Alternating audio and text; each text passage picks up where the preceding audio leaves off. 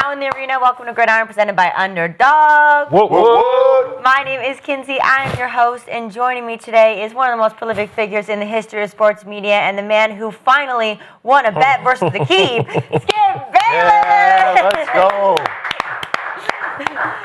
Super Bowl champion, 5-time Pro Bowler, and 2-time All-Pro cornerback, Aqib Talib. Yeah. He's back on the TV, though, today. He did get stuck in Dallas in that storm. I don't know. Maybe he's hiding out. Yeah, I think he's hiding out. Yeah. We'll see. Of course you think that, Richie. And then we got the 4-time Pro Bowler, the man you want having your back at all times, Richie Incognito. Yeah. Let's go.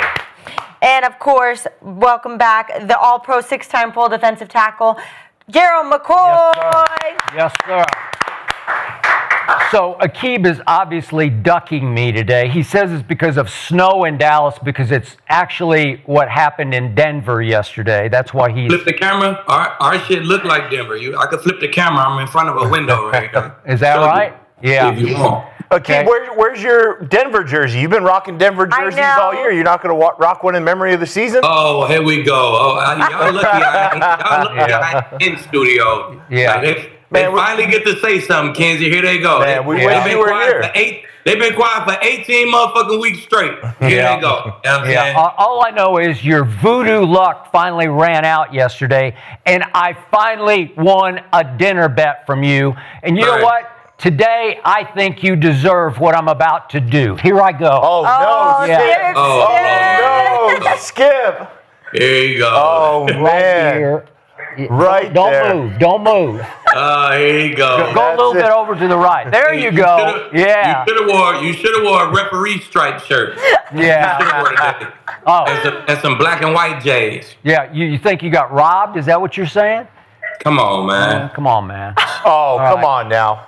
Come on, man. Oh, the boys are getting heated already. You already know today's going to be a great show, but let's look a little bit what we got today, because Sam Darnold and the Seahawks have booked their tickets to Santa Clara, and we look down how they won despite giving up 479 yards of offense, and then coaching decisions, a backup quarterback, apparently to Aqib, the refs. We're going to look into why the Broncos left and are not going to the Super Bowl. What? And that's what Aqib's saying. I don't know. And the Steelers finally have their next head coach. Was Mike McCarthy the right hire for Pittsburgh? So, as always, you guys, this episode is presented by Underdog. And if you are new to Underdog, now is the time. New customers get $75 in fantasy bonus entries when you play just $5 on fantasy and a gimme pick to get started. Support the show, lock in a bonus, and start playing today with code GRID. First, I want to start the show with a little interesting news, because I was kind of confused by this one this morning. Shedeur Sanders, I know you guys are some fans on the couch, but this morning he was listed as a replacement for Drake May in the Pro Bowl. Sanders threw for 1,400 yards, 7 touchdowns, and 10 interceptions as a rookie, going 3-4, and PFF graded Shedeur the second worst quarterback this season. So, Aqib, what's your reaction to this? Congrats, Shedeur. The crazy replacements that I done seen in the Pro Bowl in the past, this fits right along with them. You know what I'm saying? So, hey, congrats, my boy. You worked for it. You earned it. You came in, won games for your team. The fans, they love you. Hey, that's what being popular do, man. Congrats, my boy. One, and many more to come. Well said. I agree. Richie, how you? Yeah, I mean, it's an honor to be selected to the Pro Bowl, but now the Pro Bowl has just kind of devolved into it's a popularity contest, and they had Josh Allen, Drake May, and Justin Herbert in there. Drake's obviously in the Super Bowl. Justin Herbert's not picking up that phone call. They probably went down the list, and it was a long list to get to Shedeur, but all that matters is he's in. It's a great stat for the resume, and hopefully building on that going forward. Gerald? Yeah, my thought process is we won. I agree with Aqib. I went to a bunch of those, and I seen a lot of. All right. Yep. A lot of those. What are you doing here? I think this falls in line with kind of where the NFL is right now. Nick Benito wasn't first team All-Pro, second team All-Pro, but he's a Defensive Player of the Year finalist. Okay. It's just kind of falling in line with how things are going. But also, as a kid, you grow up and you work your whole life to experience something like this. So I'm happy that he gets to experience it. He gets to experience it. But then on the NFL side of it, if the Pro Bowl has been what it's been to the point to where they took the game away and now it's flag, okay, you do have to go down the list. If I'm the NFL, because I never understood how the replacements got in there anyway. Yeah. But if I'm the NFL and I'm thinking, okay, we're having this at the Super Bowl site, we want views and money. Who should we put in this game? Go get him. And that's who he is. Yeah. He's one of the most polarizing rookies we've ever had in the NFL. Yeah. So with him being in this game, I mean, good for him and good for the game because there's going to be a lot of eyes on it. And just go enjoy it. Go have fun, man. And he going to make a lot of money. It's down there where the Super Bowl is, so he going to make a lot of money doing it. So doing everything. Good, doing everything. Yeah. So good for you, Shedeur, and, you know. I am with you. I'm with Aqib. I say congratulations to Shedeur Sanders and to the NFL because, Richie, I get what you're saying about going down the list and on just obviously on sheer performance. He did not deserve to be in the Pro Bowl because he started 7 games. He went 3-4. He had 7 touchdowns. 7 touchdowns to 10 interceptions. That's not Pro Bowl resume yet. Do I think he could make Pro Bowls legitimately on performance in the near future? I do. But the point was and is that on draw, he's a Pro Bowler to me. On interest detonated, he's a Pro Bowler. On magnetism, on eyeballs, on all the things that we've talked about on this show, people watch Shedeur Sanders. So for me, the National Football League made a shrewd move, and I'm not sure how far down the list they needed to go because, hey, nobody watches this anymore anyway. It's a dying breed of a game, and now to save the game, will I watch? Yeah, I'll watch Shedeur play. I don't care if it's 7-on-7. I don't care what it is. I'll watch because I love to watch Shedeur throw the football and operate an offense. So I think it was a great move. Given the lack of magnitude of the game, he might put it back on the map because he is going to detonate viewership. But you don't think this furtherly diminishes the, you could argue, I'm not sure. Viability of the Pro Bowl? Now I'm kind of like, I take it more as a joke now than I did before. Okay, that's a good question, but I think it was already a joke. True. You know, like I don't know if you can hurt the credibility of it anymore than you did now. Obviously, just on the surface of Shedeur just replaced Drake May, who was 1-2-2-1 in the MVP race. I mean, that's laughable at a glance until you start thinking about it. But hey, on sheer popularity, does Shedeur have as many fans or more fans than Drake May? I'll bet he does. Yeah, more fans than anybody that's going to Yeah. And more haters, too. And more haters. Both more sides haters. of it. Fair. He definitely moves the needle. But that's the definition of needle moving is love-hate. Yes. Okay. But we do put a lot of respect on, like, I'm sitting on this couch. I introduced Richie as a 4-time Pro Bowler. I mean, it's like, that is an honor, right? And now I feel like it does, as a player, I think that those were earned, and these are earned, and that man earned every time. I want never no replacement. No replacement. We had a conversation about this one year, and I think it was Joey Porter one time. I think that's who it was, and he said the guys. It doesn't matter whose name ends up here. Yeah. If you are a original, take pride in it. Mm-hmm. He just said he was never a replacement. I was never a replacement, so I take pride in the fact that my 6 Pro Bowls. Yeah. I was a starter from the beginning. Yeah. You know, and if people have Pro Bowl in their name, listen, man, this is a very difficult game. 1,600 of us. 1,600 every season. That's it. That's all it is. It's 250-something draft picks every year. And it's how many colleges? So for you to experience this at least one time, I don't care how you got in there. To experience it and have that next to your name, people can say, oh, well, you this. It's a lot of people make it to the league, don't even get to play. Yeah. So there's not a small part of you that's offended by this? Is there a little I'm not offended because it's a popularity contest. What it is. I can't be offended by how popular he is. Yeah, that's true. How the Pro Bowl go? If you ball your ass off one year, nobody know your name. Right. You're probably not gonna go to the Pro Bowl that year. Yeah. You make a name for yourself, and you probably go to the Pro Bowl the following year because now you created a fan base for yourself. So it's a popularity contest. Yeah. That's what it is. It's for the fans.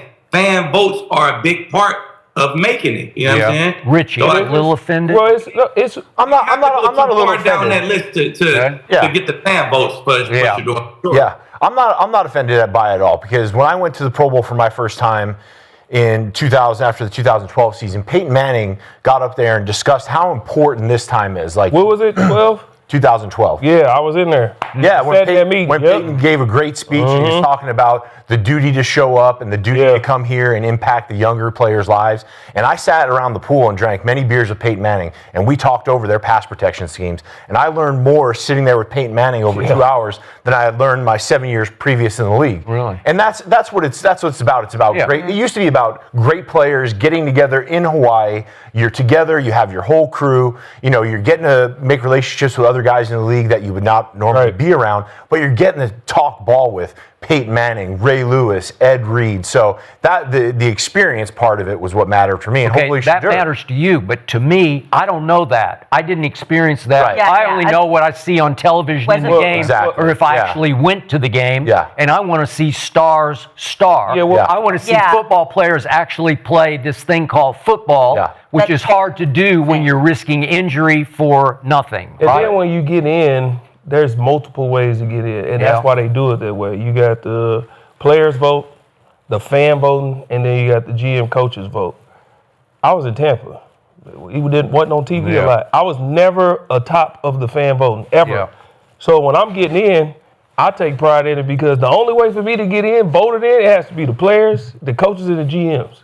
The guys who are actually in the buildings that said, he's a guy. Yeah. You know, so for sure. if Shedeur got in, I don't care how he got in. If it's fan voting, that's part of how you can get in. Yeah. You still got to get voted in. Yeah. So, you know, I can't so see key it. But question.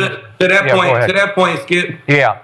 I left Tampa with 18 picks and like 3 touchdowns and never made a Pro Bowl. Yep. I had 4 my rookie year, 5 the next year, 6 the next year, and I still ain't make a Pro Bowl. Yeah. And it's a popularity contest. As soon as I get to New England, I got a great fan base, and now I'm Pro Bowl every year. So it's all bullshit, man. Some guys deserve to go, they don't go. Yeah. Some guys don't deserve to go, and they go. It's all about your popularity, and that's what the award is. So that's what he's being rewarded for. So you guys, how hard did you play football during the Pro Bowl? How hard? Not hard at all. Well, not hard at all. I got to speak for myself, Richie. You didn't put, so y'all can put this up whenever it happens. Jeff Saturday was retiring. Okay, Payton, I was in the meeting you was in, and I get teased about this all the time. They randomly sent it to me. I was in the meeting you was in. I only know one speed of how to play football. I wasn't aware of the different quirks and different things that happen in the Super Bowl. I mean, in the Pro Bowl. So Jeff Saturday was retiring. He switched sides and was he was doing his last handoff to Peyton Manning. I didn't know. Bro, I got off the ball like it was the first down of the Super Bowl. I knocked Jeff Saturday so far in the backfield. Y'all can pull it up. And people make fun of me all the time. So me, my first 2 years, I played. Yeah. You know, like I got the first sack of my second Pro Bowl. I got the first sack in the game. Because I'm like, the guard in front of me was you going hard? I'm like, hey, you better. Because I'm. You didn't get the memo. You didn't get the memo that we've been down here chilling all week. As it went up from there, it was like, okay, let's have it. Now I'm in my third, fourth. Now we having the conversation like, all right, we're just going to turn it on in the fourth quarter, go get this money. You know, but so shoot. I was young, man. I'm from Oklahoma. We don't get to do this. So when I'm here, I'm getting the most out of this. Yeah, well, there were a lot of guys that didn't get the memo. I mean, I remember, I think after the 2015 Pro Bowl, we went down there, and you're in Hawaii hanging all week. I got 20 people with me. You're eating, you're drinking, you're having fun, you're living your life, getting to hang around with other great players. That game on Sunday, we went out there, and Marshall Yonda is doing crossover karaoke 100 yards down the field. And Aaron Donald's over there working out with bands. I remember the first play we came together right before we were going to break it down and go out to the game. And we're just going through, offense, defense, kind of breezing through plays. my helmet wasn't even buckled up, and Aaron Donald, boom, jacked me right in the face, and I was like, bro, it's not that type of game. And like to guys like you're playing hard. We're on that sideline, and we're double teaming him. We're gonna fuck him up. We are gonna get after his ass. we got to slow him down. We got to slow him down. Aqib, did you cover hard in a Pro Bowl? Nah, I played at like 202, 203 by the time the Pro Bowl came. Shit, I was 215, man. I ain't trying to get I'm chilling, man. All right. I ain't just gonna let you embarrass me.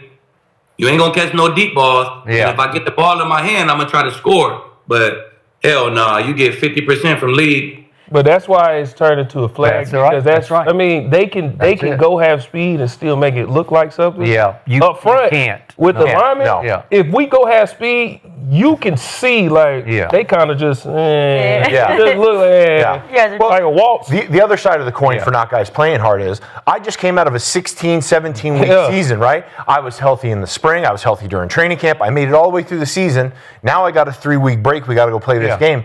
I'm not trying to get hurt. I'm up for money. I'm getting ready to go play. I'm getting ready to get a payday, right? Yeah. So I'm out there protecting myself. You got guys flying around every now and again. I was training like I was getting ready for a Super Bowl. Wow. No, seriously. Like I was working out. Did you play your first your first Pro Bowl, like your last Pro Bowl, or were you chilling by the time you got to that last one? Oh no! By the time we got to Orlando, I was like, "Hey, listen, man.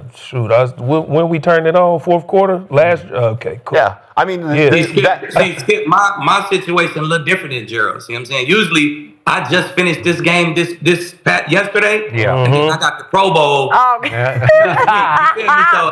I'm still hurt. I'm really physically back hurting. Yeah. Achilles still sore. I'm really still hurt from this season. I don't got no time to train. You know what I'm saying? So you get 50% from me. I'm still in recovery mode. So do you guys believe the old axiom that I was taught, from my first year on covering pro football, the harder you go, the less you get hurt? 100%. During the regular season. Yeah, right, you can never take it. You can never put it in cruise control out there. You give 98% out there, you're going to get hurt. You got to go balls to the walls. 110%. That's why this is so dangerous because everybody's sort of tiptoeing, and you can tiptoe into getting hurt. Yeah. Right. Well, and that's what ultimately ended the game. Guys not blocking up front, D-line going hard, and then not tackling anybody, right? Because you get it, right? You're trying to protect your boys. We're all the best in the business, and then you're out there. You're not going to take a guy down hard or risk rolling somebody up. So it's good to kind of move to the flag football thing. But, now the list is very, very long. And there's a lot of guys that just pass it up because they don't want to be involved. Do you remember in that first one in 2012, JPP and JJ going one-on-one out wide? They split out wide, and JPP was at DB, and JJ was playing receiver. JJ Watt. Oh, JJ Watt. Playing receiver. Oh, that's how unserious it got. Yeah, it was just like, all right, whatever. Yeah. Wow. I mean, it's fun, though. That's what it's for, though, man. We had fun. We start in August or end of July, and it's fucking serious mode all the way until the first week of February. Like, can we have any fun? Like, I mean, shit. Yeah. I used to go play wide out. I never practiced at DB. I'm with the wide outs, bro. I'm a wide out this week. You know what I'm saying? Okay. Yeah. Okay. I hear all this, but as a fan, I don't want to watch that. I know. That's what I was going to have your fun. As a fan, Skip, you don't want to see JJ Watt and JP2 line up outside. No, I do not. The crowd, well, that's just. The crowd went crazy. They went crazy when that happened. Yeah. I just want to see you guys actually try, though. Yeah. Like as a viewer, I want to watch the best of the best ball against each other. You just watch that. Whether you're balling at wideout or at cornerback, I want to see it. Just watch that for 18 If you want to watch that, hold your breath. And a week later, you'll get to see that. It's called the Super Bowl. That's not this. That's not what this game is. Yeah, but the Pro Bowl used to be after the Super Bowl, and then it became such an afterthought that no one's going to watch. Yeah. I think that's just across sports. NBA dealing with that right now, too. Oh, All-Star game ain't this and that, man, boy, it hurts. Baseball, too. What, just come out and throw 100 in the All-Star game? No. They come out and lob that motherfucker. Like, I ain't throwing my arm out in this baseball game. Yeah, you're right. Well, it's interesting to hear you guys as Pro Bowlers, your perspective on the Shedeur topic, because 65% of the chat says that Shedeur should not be a Pro Bowler, but you guys are all chill with it. So it seems like I thought as a viewer that you'd be offended, but it seems like it's chill. It's fine. You guys support Shedeur in the Pro Bowl. Congrats I like to to him. see people succeed, man. So. Yeah, I mean, congrats to him. Experience Obviously, life. he It's brings a popularity the eyes. contest. Yeah. He's popular, so he made it. That's what the game is for. All right. Well, yeah, I mean, Shedeur brings the eyes. We know that for sure. Let's get into some games, though, that we had this weekend, because the Rams and the Seahawks delivered another absolute thriller. The Seattle Seahawks take down the Rams 31-27, are headed to the bowl. Matt Stafford is the first quarterback ever to throw for 350 more yards, 3 touchdowns, and 0 turnovers and lose a playoff game. And Sam Darnold on the other side of the ball, I think he's finally earning the world's respect. So Ernest Jones, who had his quarterback back all season, he had this to say. I won't say the words again, but I told you back then, man, I knew Sam was going to come out here and ball. What, he have 300 passing yards? Like, come on, get off my quarterbacks. Had to bleep that one out. But, Aqib, biggest reason the Seahawks beat the Rams?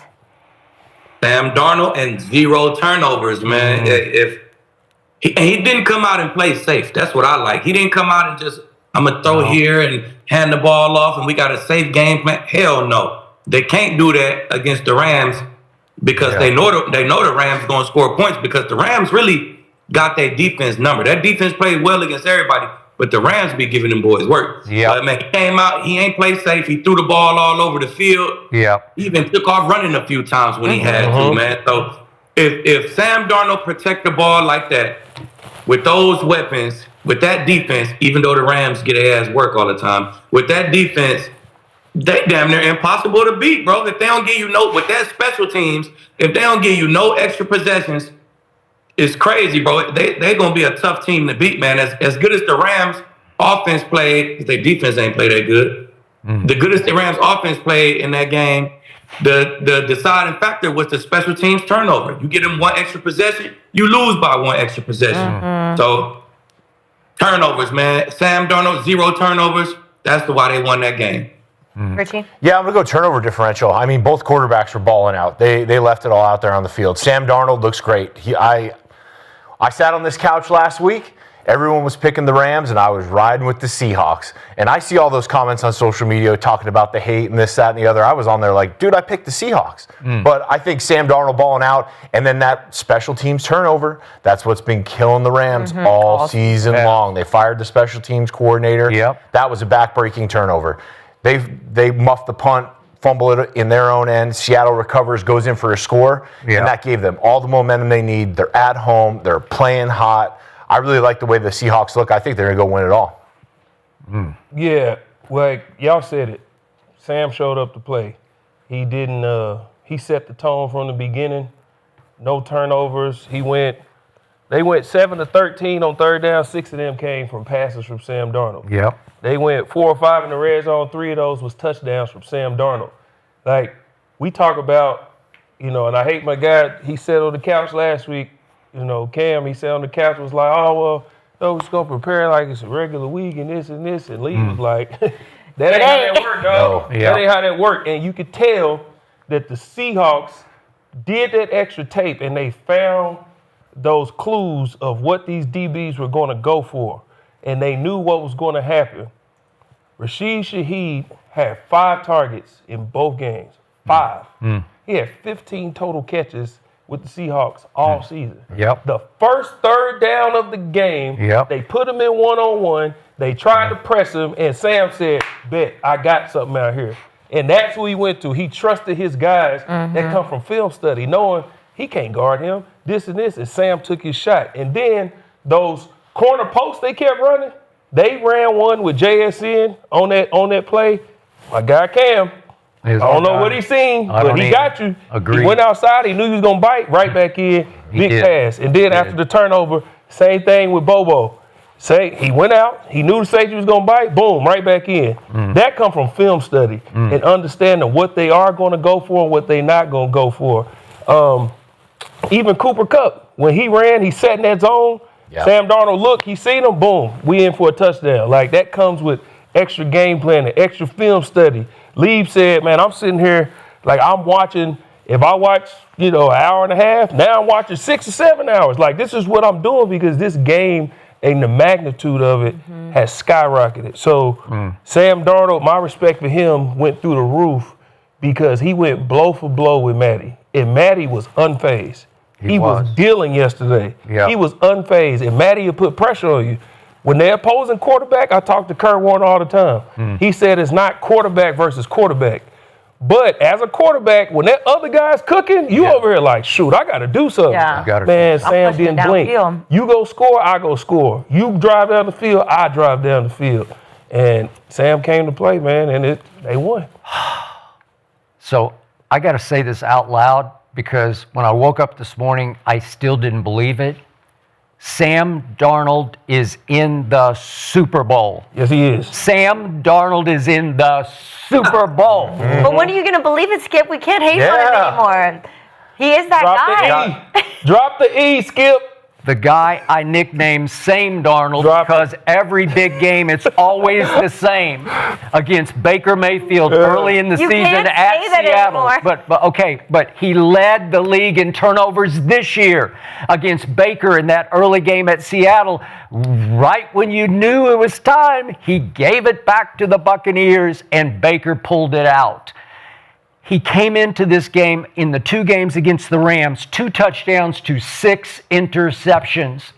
And I give it up. I eat all the crow. I've gained about 20 pounds sleeping over last night because I ate so much crow last night. He did that. And to all your points, I couldn't recognize him last night. It's like what happened to it's like what happened to C.J. Stroud in these playoffs. I'm like, did he get abducted by aliens, C.J. Stroud? Because I didn't know who he was. Last night, I didn't know who Sam Darnold was because he was different Darnold last night. And to Aqib's point, there was no game managing. I said, when I picked the Rams on Friday, I said, Sam Darnold cannot game manage this time. He could do it against your team because your team was decimated. And he got away with it twice, the 1-seed game at the end of the regular season and then the playoff game in Seattle. He just game managed, and it was pedestrian, and he went along for the ride. Well, to your point, Matt Stafford played not just well, he played great last night. That was an MVP performance from Matt Stafford. And here's an incredible stat for you to Aqib's point.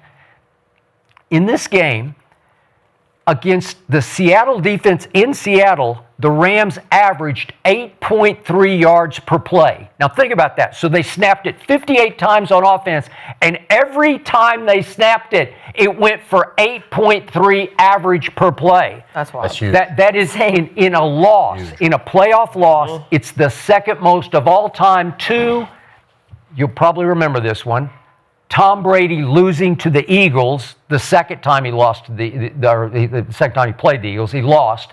And remember, that game, Brady threw for an all-time playoff record 505 yards, and they lost 41-33 to Nick Foles. Why Malcolm Butler didn't play in that game, you got me. That's like the biggest mystery in the history of the NFL. But he wouldn't have made no difference, Skip. Okay, you don't think he would have made any difference? Well, he played the most defensive snaps that year of anybody on that defense, and mysteriously and inexplicably to this day, he was benched for the whole game. I don't know. But the point is, in that game, Brady's offense averaged 8.5 yards per play, but last night, 8.3 yards per play. So Sam Darnold had to do exactly what he did. And the biggest throw of the game to me was the early one, I forget who brought it up, the deep ball to Shaheed, because it broke the ice for Sam Darnold. It took some of the edge off the game. It took some of the pressure off. It's like you heave a sigh, you fall into a comfort zone, and then, as Aqib said, he's just attack. Yeah. And the biggest drive was the one at the end of the half that you talked about, because the Rams jumped up 13-10, and I thought, okay, here they go. And there's 54 seconds left in the half, and it's Sam Darnold. I think, are they just going to sit on it? 54 seconds, he goes boom, boom, boom. And the play to JSN, the corner post, I don't know what they're doing because it's 42 yards to set you up. And then he goes boom, boom, boom, and all of a sudden I look up at halftime and it's 17-13 home team, and they are back in command of the football game. And then there's the huge turnover early in the third quarter that you're not going to overcome. You're going to have a hard time with that. And then when Tariq Woolen lost his mind. He just lost his mind, and he goes over and taunts the entire bench. He's just asking for it, and finally, I thought the ref showed a lot of restraint, and finally just said, "Okay, you want it? Like, you Boom, not even you got trying. it. Like, Yeah. Come on, man. I'm giving you 3 points. Yeah. The point was that canceled. That gave the Rams a reprieve, and obviously Matt Stafford immediately cashes it to Puka on Woolen, and yet at that point, that's 2:06 left in the third quarter.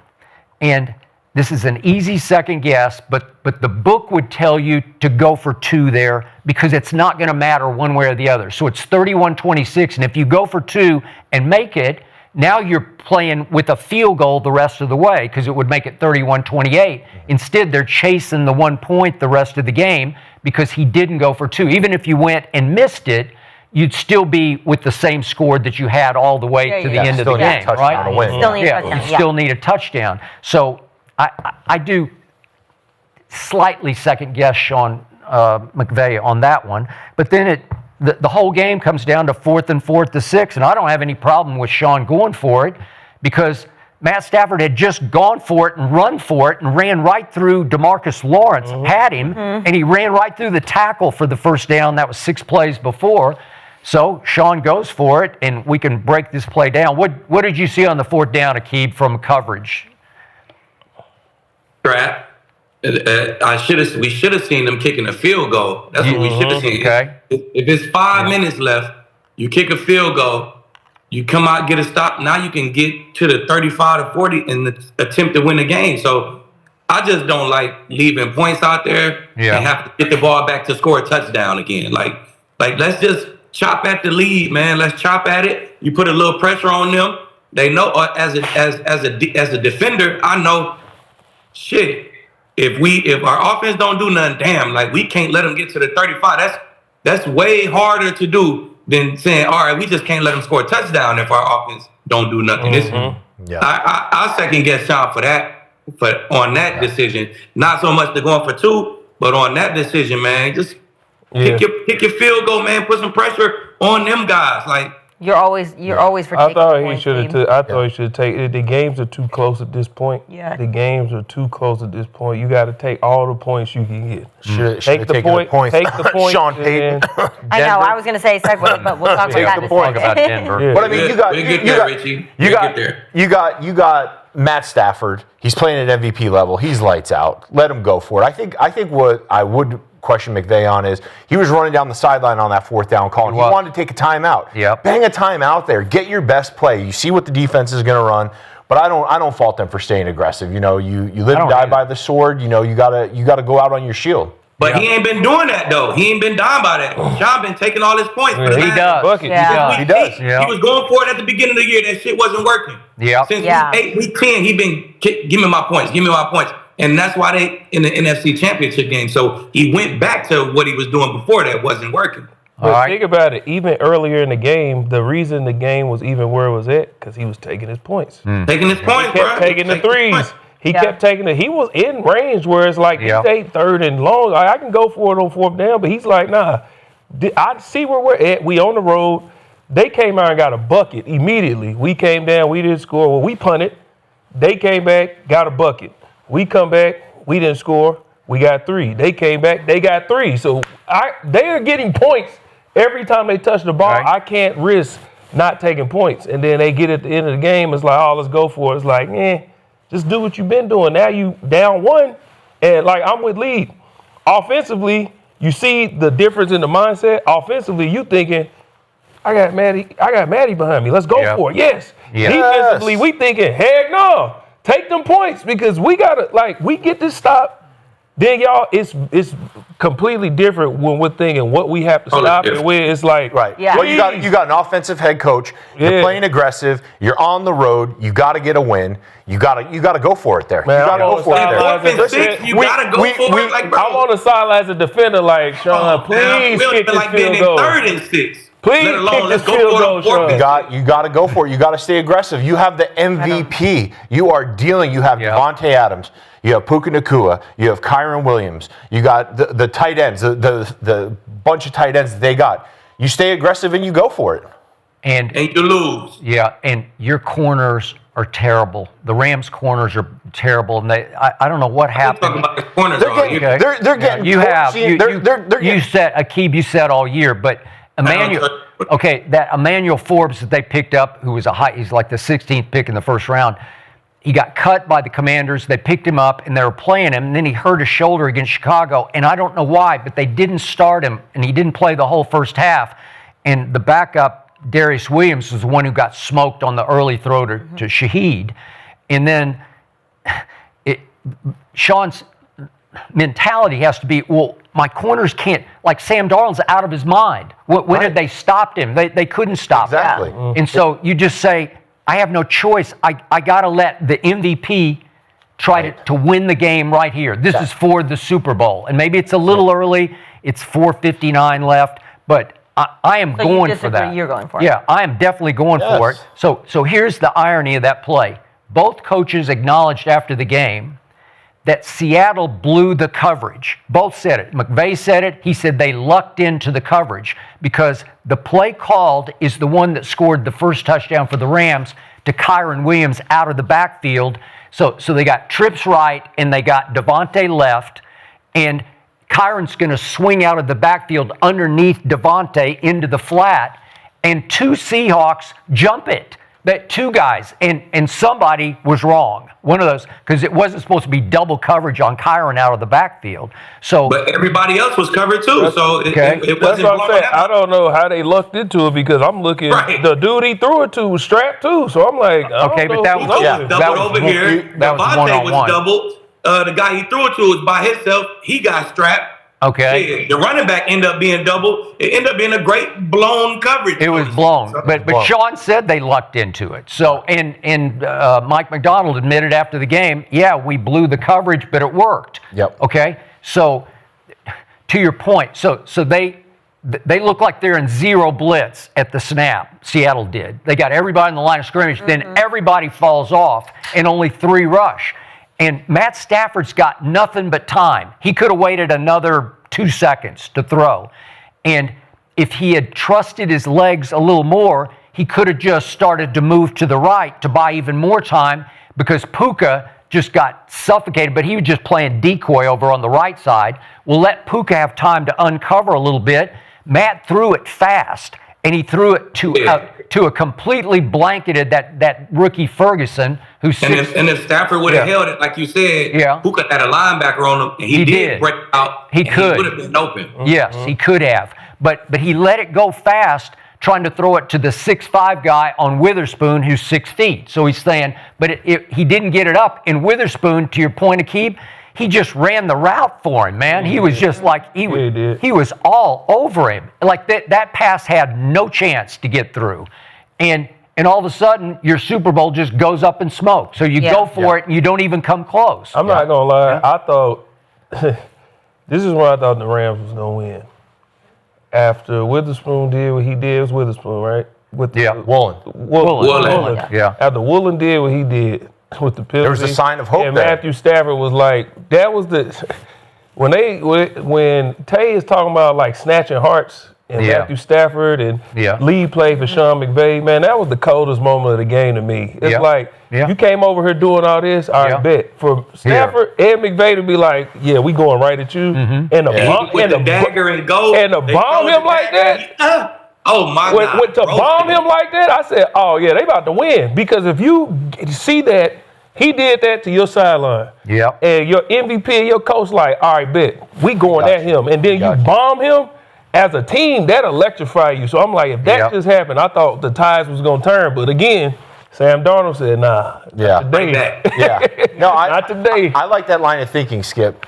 What the defenders don't understand is when you're out there and you're getting your ass cooked by JSN and Bobo and Kupp, they're not getting a stop all game long. So if the Rams go there and they kick a field goal, you got it 31-30. McVay's thinking they're going to go right down the field and score, so you still need a touchdown. Put the dagger in them now. Put the dagger in them now.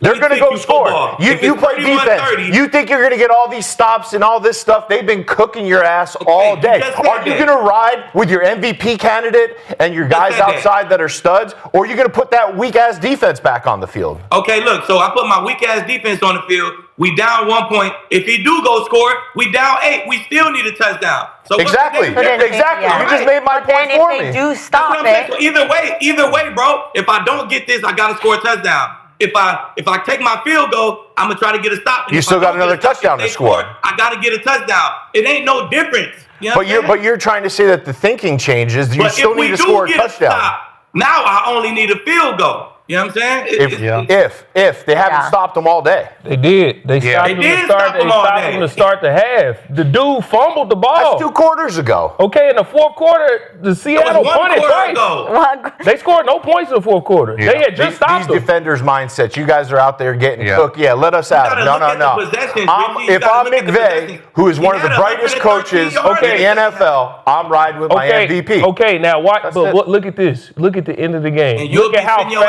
at fast. home, Look at too. how fast Matthew Stafford got to midfield. He got to midfield like that. So Right. we thinking, get this 3.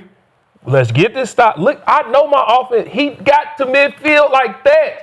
If Puka get that knee down, he got one more shot in the end zone. I would Right. like. He got Exactly. one more. He got to the Yeah. 50 from Exactly. the 8 like that. So I'm Stafford's thinking, dealing. Stafford's if I can hot. just get, Darnold's dealing. If I get Darnold's a stop, hot. well, I kick this field goal. If I get a stop, I'm only down 1. Look at what my MVP can do. But if you Get don't us get in a, field if you goal don't get a range. stop, it's still an 8-point game. You still need Well, another who cares touchdown if I and lose 2. by 1 or if I lose by 8? Who cares? We gonna have to get this stop. yeah, it's a the way they didn't get L it. either way. Yeah, it's And they- easier. and they did It's stop easier it. to try and win. Here's the question. It's easier to try Are and you win with gonna a 3 ride? than trying Are to you get a gonna ride touchdown. with the secondary that's been getting cooked all day, Well, they or are you haven't gonna been ride getting cooked with the because they MVP? punt every time in the fourth quarter. Richie, they punted in the fourth quarter 2 times. They didn't score no touchdowns in the fourth They quarter. scored no points. At They this scored point, no I'm thinking, okay, my defense is getting stops in the fourth quarter. We done made them punt twice. Let me kick a field goal and try to stop them one more time. Like, what are we talking about here? I'm getting stopped in the fourth. Richie, you was having too many beers. You weren't paying attention. You were crying in your beard. You Yeah. even watch the game, or were you crying in your Bo Nix jersey in your house? Hey, It's hey, my over, Super man. Bowl We ring- had the my number Super Bowl 1 ring's defense. right here, Richie. I'm My rolling with Super Bowl ring Stidham. is right here. Get the fuck out My of here. Super Bowl ring is right You've here, been Richie. fanboying all year. I am, because I got a chip with them boys. Why is you fanboying for Seattle and you ain't did shit with them? Because I'm an analyst. You're a delusional fan. Right, okay, you're an analyst, right? You are a Buffalo Bill who never won shit. That's what you are. Okay. The boys are fighting. Okay, they're a little divided if they should have gone for it. Okay, but I want to segue to the Broncos on this exact same conversation Yeah, let's get because into these weak the ass weather motherfuckers. got crazy and the Broncos could have gone up 10-0, Lieb. And I heard your voice in my head that Take you the would have point. take the points, and that is not. And I can understand riding with Matt Stafford, MVP. Right. And you're like, you know what? I'm gonna trust my guy. Sean Payton decided to ride with Stiddy and could have been up 10-0. So, Lieb, I have a question. Well, actually, first, I want to hear what Sean Payton had to say about going for it on 4th down, and then I'm going to Well, come we to you. ended up in a 6-1 front. They ended up playing like a heavy 6-1. There was a clock stoppage, so we had a nickel run called, and then I don't know if there was a timeout or they called one, but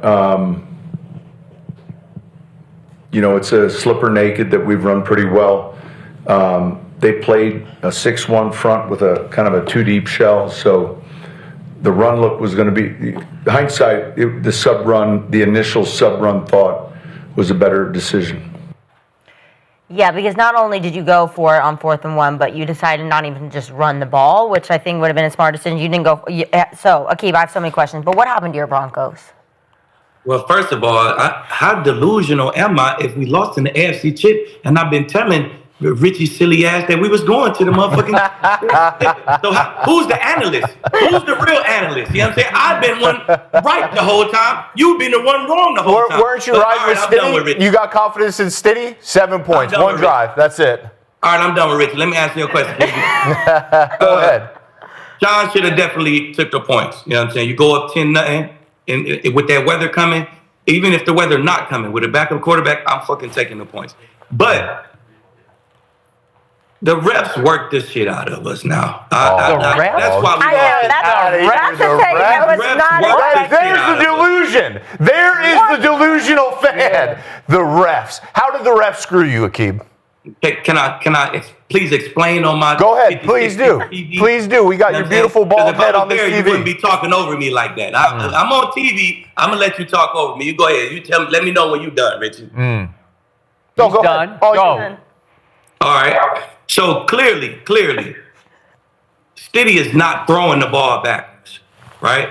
If I'm attempting to throw the ball forward and it get tipped and it go backwards, that's not a fumble. Like, we could look in any rule book on any app you want to look at, that's clearly not a fumble. And then if it's close, if I'm throwing it straight to the side and you really can't tell, is he throwing it back? Is he throwing it forward? You go with the play called on the field, which was a forward pass, intentional grounding. So how we go and review that in 20 seconds and give the Patriots the ball, I don't understand. No. That's how they get 7 points. The ball was not tipped. He threw it backwards. Exactly. The ball ain't get tipped, Skip. No. He hit him on the arm. He hit him in Yeah, they hit him on the arm and the momentum, but he was but the here. ball And the ball wasn't clearly touched. went Oh, back. yeah, he didn't If touch they, the ball. if they messed it up, they blew the play dead. The play should have never been blown the refs dead. The ball actually. clearly was touched by that defender. He hit the ball and the arm, and the ball went tipped backwards, bro. That's clearly Delusional. That's clearly not a backwards Maybe pass. it's the maybe he thinking like the basketball. You know, the hand is a part. Yeah. No, the hand is not a part of the ball in the He didn't hit the NFL. ball. That's the basketball show.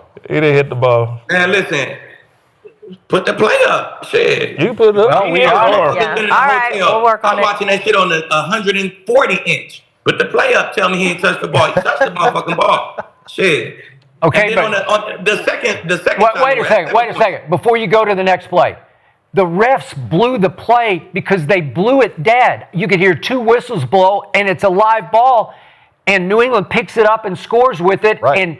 and it cost New England the easy touchdown. They Yeah. scored got it it. anyway, Yeah. but the refs blew the play actually. Yes. It don't matter if they were supposed to blow it, because if he's trying to shovel the ball forward and somebody hit him, boom, and the ball go back, that's not a fucking fumble. That's a backwards It's not pass. A fumble. They That's blew a the call. two-handed backwards pass. The play didn't should throw have it never been backwards, bro. blown dead.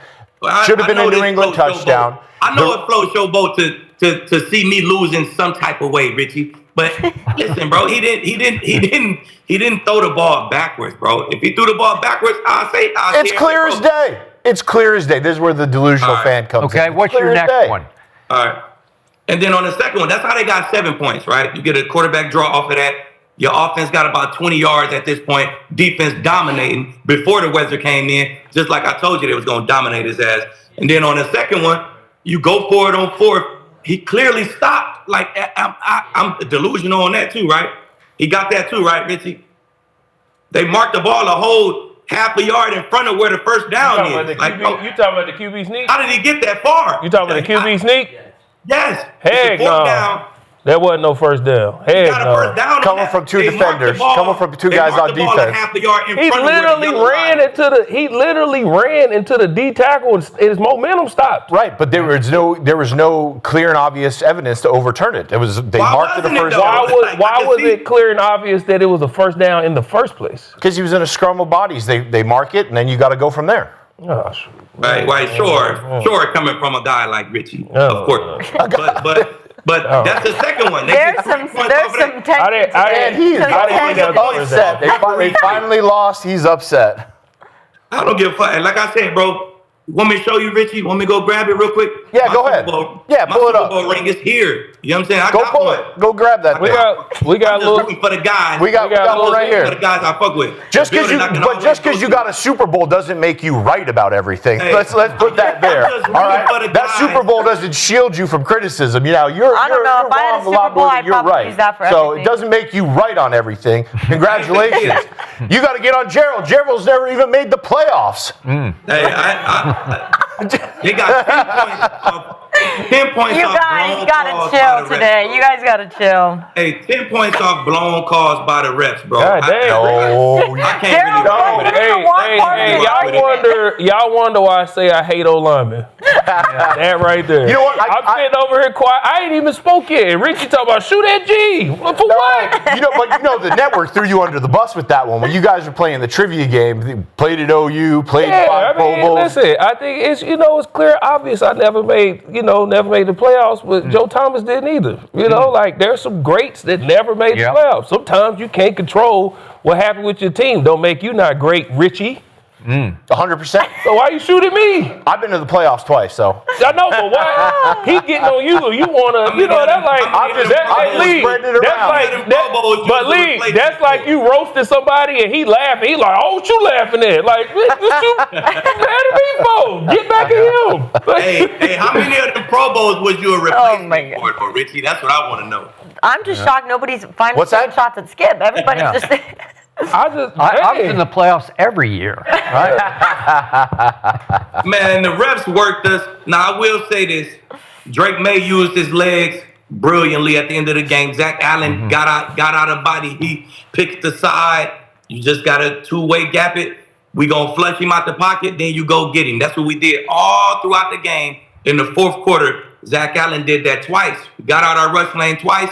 We let him get a big 30-yard run, then another big run. And our quarterback, Stiddy, didn't use his legs. He had a couple opportunities to run late in that game. They was dropping guys back. We had an opportunity to run a few times. He did a few times. He didn't when we needed him to. So that ain't really his game, though. So, hey, shout out to Patriots, man. It's a good win for them boys. You know what I'm saying? We going to get to it in a minute, but, man, they running through the top defenses in the league. They came out to Denver. They found a way to win in that blizzard. We didn't. I just have one little thing I want to add, and I'm gonna let y'all have it because it wasn't. I'm gonna be honest, it wasn't a lot to the game. But the one thing defensively that I seen that I believe should have changed a little sooner. Lieb just alluded to it is the rush lanes were bad. Zach Allen got out of his rush lane, so as a rusher, there's a difference in being able to rush and knowing how to rush. Yep. You have to have rush lane integrity. But if you see that that's happening, I wish Vance Joseph just a little bit sooner because this is literally the only thing that I would have done different defensively because besides the turnover, the defense was, the run game too. But other than that, the offense wasn't doing much. The only thing Drake May did well yesterday is he ran for 6 first downs. The way to combat that is what has separated the Denver Broncos from everybody else in the league. They are masters at rushing 5. Yeah. They make everybody block one-on-one, and then you have all the rush lanes taken up. Yeah. They have the DBs to cover in the back end. You can go man, you can go zone in the back end. I wish he would have just said, you know what, Drake May ain't beating us. Them sorry receivers, they not getting open. Their receivers wasn't getting open. So I'm about to man up on them or put them in the zone. I'm putting 5 up front. They can't block us 5-on-5. It cannot happen. Drake May just was finding them little seams and picking up the first downs. Other than that, I have nothing else to say. I just wish he would have changed that a little sooner because when you got guys up front, you use them guys because the rush and coverage got to work together. Coverage was locking up. And then Drake kind of slipped through, leaving them. They eyes is on their man. They plastering. So they can't plaster and get their eyes back and try and help get back to the quarterback. That's the D-line's play. So as a play caller, hey, this is what we're going to do. We're going to rush 5. I would have put, this is what I would have did. I would have left my edges how they were. Okay, I put my worst rusher on whoever they best, the right guard, whoever that's probably their best interior lineman. All right, I put Zach Allen over the center because the center is usually the worst blocker. That's why he's in the middle, so you can protect him. Let him kill him, and then I put my next best interior rusher on that left guard because he's terrible. So that's how I would have. And then at that point, all the rush lanes are covered. Yeah. Other than that, that's pretty much really all I got on the game. Okay. I am still dumbfounded that Aqib Talib actually reached for the refs screwed us as the reason. I know. I actually wasn't expecting that. I saw it nowhere on the internet last night. I saw nobody write about it or talk about it. Yeah, I always love to check Twitter. I didn't see that on Twitter. I hate the refs. That was not on the refs. I can show you it's on Twitter. Like, what you talking about? I didn't see it. But, Aqib, I'm going to sum this up for you. You lost that game yesterday at the end of the Buffalo game when you had it in hand and a football tragedy happened, and you lost Bo Nix, and it was freakish, and it was wrong, and I told you it was wrong, but that's when you lost that game yesterday. If Bo Nix is upright and able to play 4 quarters yesterday, you're going to win that game. There was easily. Yeah, I'll give you easily. But I'm delusional, though. Okay, well, we got that. We got that. Maybe So we're going to, okay, we get it. But the point was, even Mother Nature turned on you yesterday, because if it doesn't blow snow late in the 3rd quarter, you're going to win the game anyway. That blew you off the field literally, where your backup couldn't function in it and you couldn't score any more points. If you had told me that your first touchdown, which came so easily, and Jared Stidham actually got off to not a good start, an amazing start, where I said, he's got this. I'm making jokes on Twitter about you're going to have a competition, and the fandom's going to want Jared Stidham to beat out Bo Nix next year, because he looked like he was an even better pocket passer than Bo has been. And if you told me that the 7 you scored early was going to be the end of your scoring, I would have laughed out loud, because I thought you had me and it in the game. And that's why I still don't have any problem with you in nice weather. The sun was still out. It's 9:28 left in the 2nd quarter, going for it on 4th and 1. And think about this. Sean actually talked himself out of the play that he had originally called. He just called a duo play against what he thought was going to be a nickel. And then he said, somebody called timeout. I think he called timeout to rethink it. And he talked himself into that, what he calls, it's a weird name for a play, slipper naked. It's the bootleg. It's just the bootleg right. And Vrabel got him. And I don't know if Vrabel called this defense or if the coordinator did, but I'm pretty sure Vrabel had a hand in it, because they fooled him, and they came with a look that they'd never played on 4th and shorts the whole year, because he said he'd broken down all the tape and he'd never seen this look, where they came with a 6-man front. And all of a sudden, the problem is 2 defensive tackles came free on the play, and they're right in Stiddy's face, and he's trying to bootleg right, and there's nowhere to go, and he's retreating, and then they're all over. He's trying to get it to R.J. Harvey, and he throws it. It almost gets intercepted. It wouldn't have mattered, because it's going to be 4th down. You know, you're going to get the ball there anyway. But the point was, Sean, who's a master at this, like a mad scientist, he changed to the bootleg off the duo call, and I don't know if the duo would have worked against the 6-man front either, because he was calling against the sub package. He thought they'd be in nickel, and they weren't in nickel. So in the end, in nice weather, as hot as Stiddy was, I never even second guessed going for 2. Now it's easy for you to do it in hindsight, because if you take 3 there, you're going to overtime, right? But who knew that it was going to get so bad that it would be unscorable? Because once the weather hit, nobody could score. Neither team. Well, when he didn't kick it, I said immediately, I hope that don't cost him. Because you knew, like, we haven't seen the Patriots offense really, last week, but it was going to be one of those games. And even the play call, when he was rolling, I don't know who it is, I have to go back and look. It might have been a tight end, kind of slipped open very, very late. But that play right there, maybe Mahomes, maybe Josh Allen, maybe Caleb would have made that play, because it's one of them, like, very last minute, extend, and then see him and kind of, that is true. you know, so it was like you got to be one of those, like, to make that. It's a rare play, maybe. It was Sean's favorite play on 4th and short with Bo Nix, but this isn't Bo Nix, right? Right. Well, that's why last week when I was talking to Lee, I was saying he has to draw it up for City.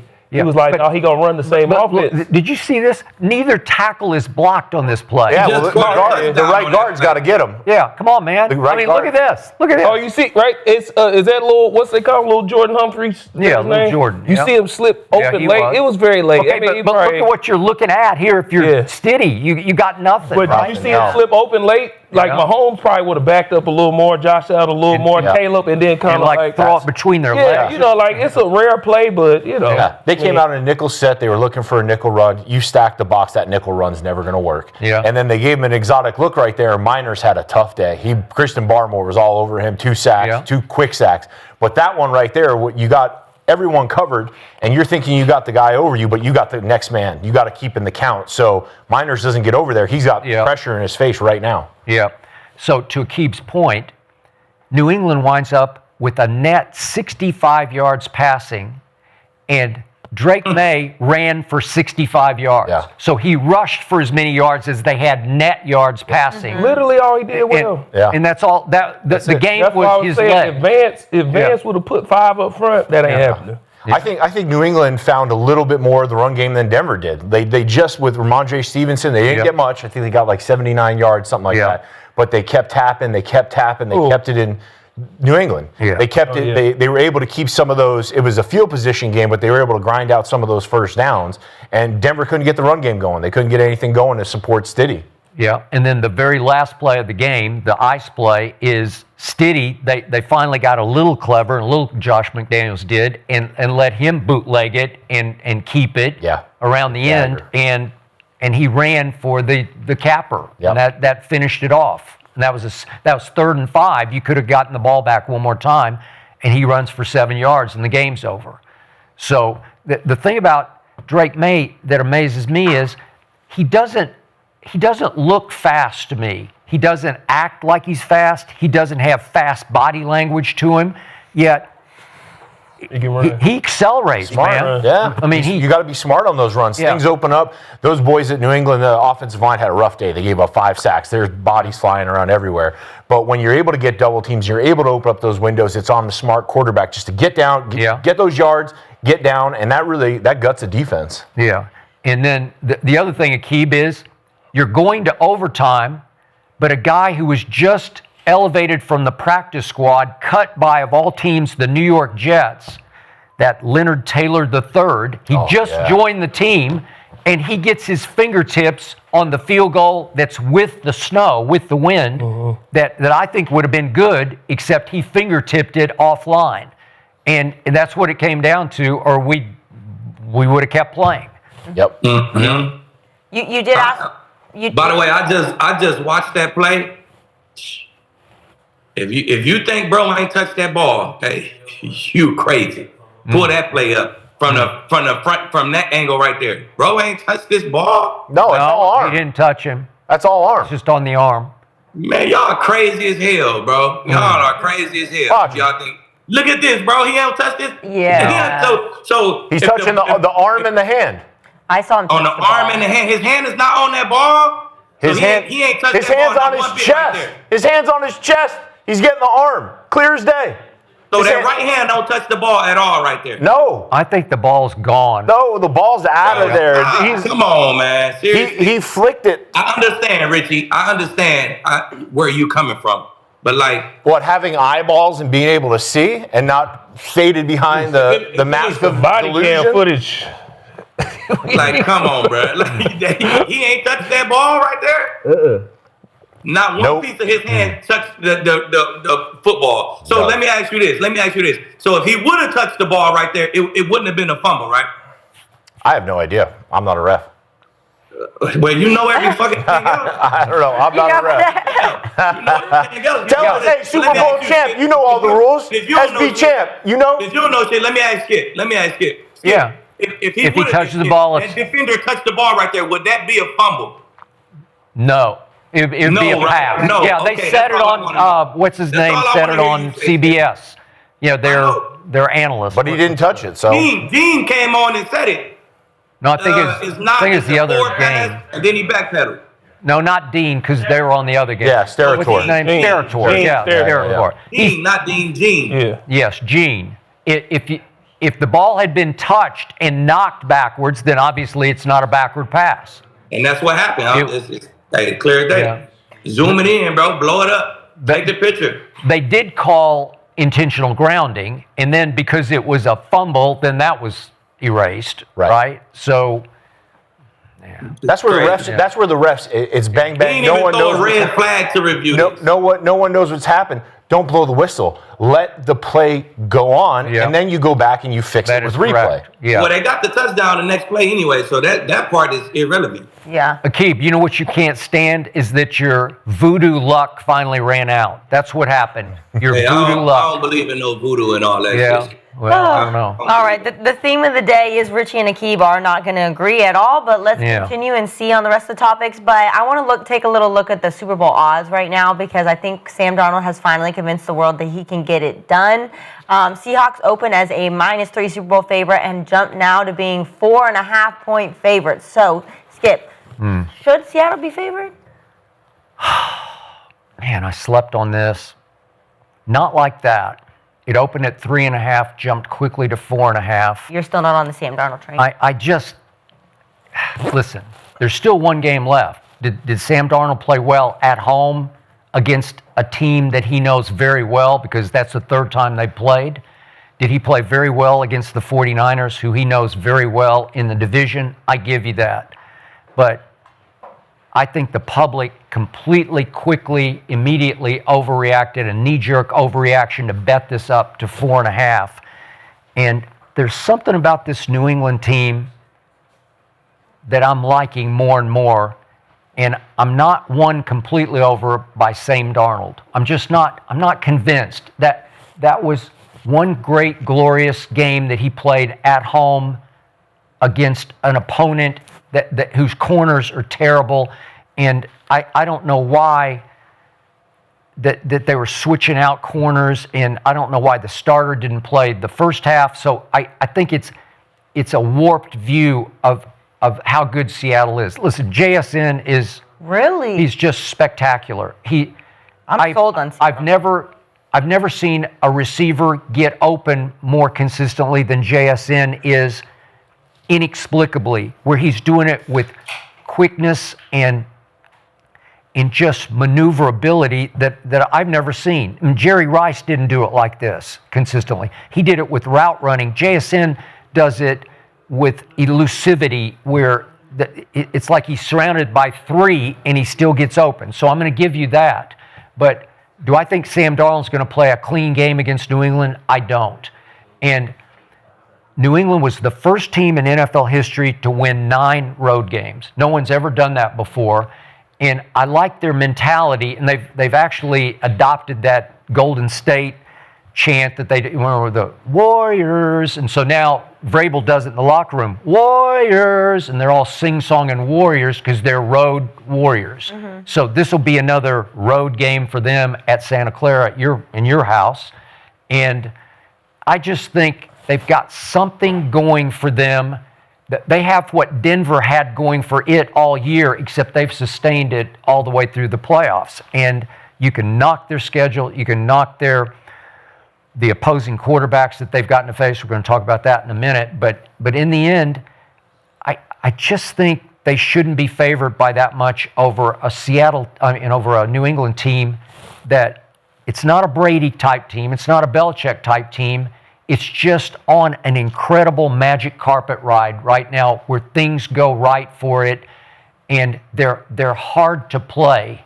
And their defense, after being mediocre much of the year, has just taken off in the postseason. So I think they're a legitimate, even Steven head-to-head. They should be a co-favorite. This should be a pick'em game to me, not a 4.5. pick-em. I see Seattle on the same kind of run that you're talking about the Patriots is on. I see them on the same, what they got, 3 losses as well. You know what I'm saying? So if I get 2 teams who on these incredible runs, shit, I'm going to just look at the paper. And on paper, Seattle is the better team to me. Like, they got a better defense. They quarterback is playing better. Drake May ain't been playing good in these playoffs. They just got a better team. They got the best receiver in the league. He's better than JSN is better than Diggs right now. You know what I'm saying? So Yeah. it is what it is. You look at all around it, then they supporting cast is Shaheed and Cooper Kupp. They better than they supporting cast right now. So Kenneth Walker, he playing better than those guys. He the one rushing for 170 a game these last games. So if you just look at the paper, Shit, the special teams. I'm taking. I know Patriots returner is nice, Hey, but I'm he's taking good. Shahid before I take him. You know what I'm saying? So if I look at paper, I'm always take Seattle if I look at it on paper. So I think they should be the spread. Now 4.5 is kind of crazy. Yeah, for Yeah. Super Bowl, yeah. I think they're gonna get the bets to do what they do. That shit gonna come back down. You know what I'm saying? To 3.5. So I think 3.5, 3 points, 3.5. I thought that was legit. Okay, did you just say Drake May hasn't been playing good? Is that what you said? He ain't been just going crazy in the playoffs. Okay, but every time I look up and it's time to make a play, he makes a play. He did it every playoff game. He made it with his arm, made it with his leg. Well, can you say the same thing about Sam Darnold? Well, he just game managed until last night, and then that was spectacular. What did Drake May do last night? That was game managed, wasn't it? Yesterday, that wasn't game managed for Drake May. He threw for 65 yards, Skip. Yep. Like my nephew threw for more than 65 yards in 7th grade every game. Yeah, but he couldn't even see his receivers in the snow. So the last quarter and a half, nobody could throw Why anything. Why he didn't do it in the first 2.5 quarters? Then we're not talking about the last. Well, because The first half, there was a whole lot of nothing. Matter of fact, actually, Skip, he threw a 40-yard bomb in the snow, so he really had 20 yards before the storm. Actually. Yeah. It was the flea flicker. Is that what you're talking about? Yeah, the flea flicker. He threw that in the snow, in the storm.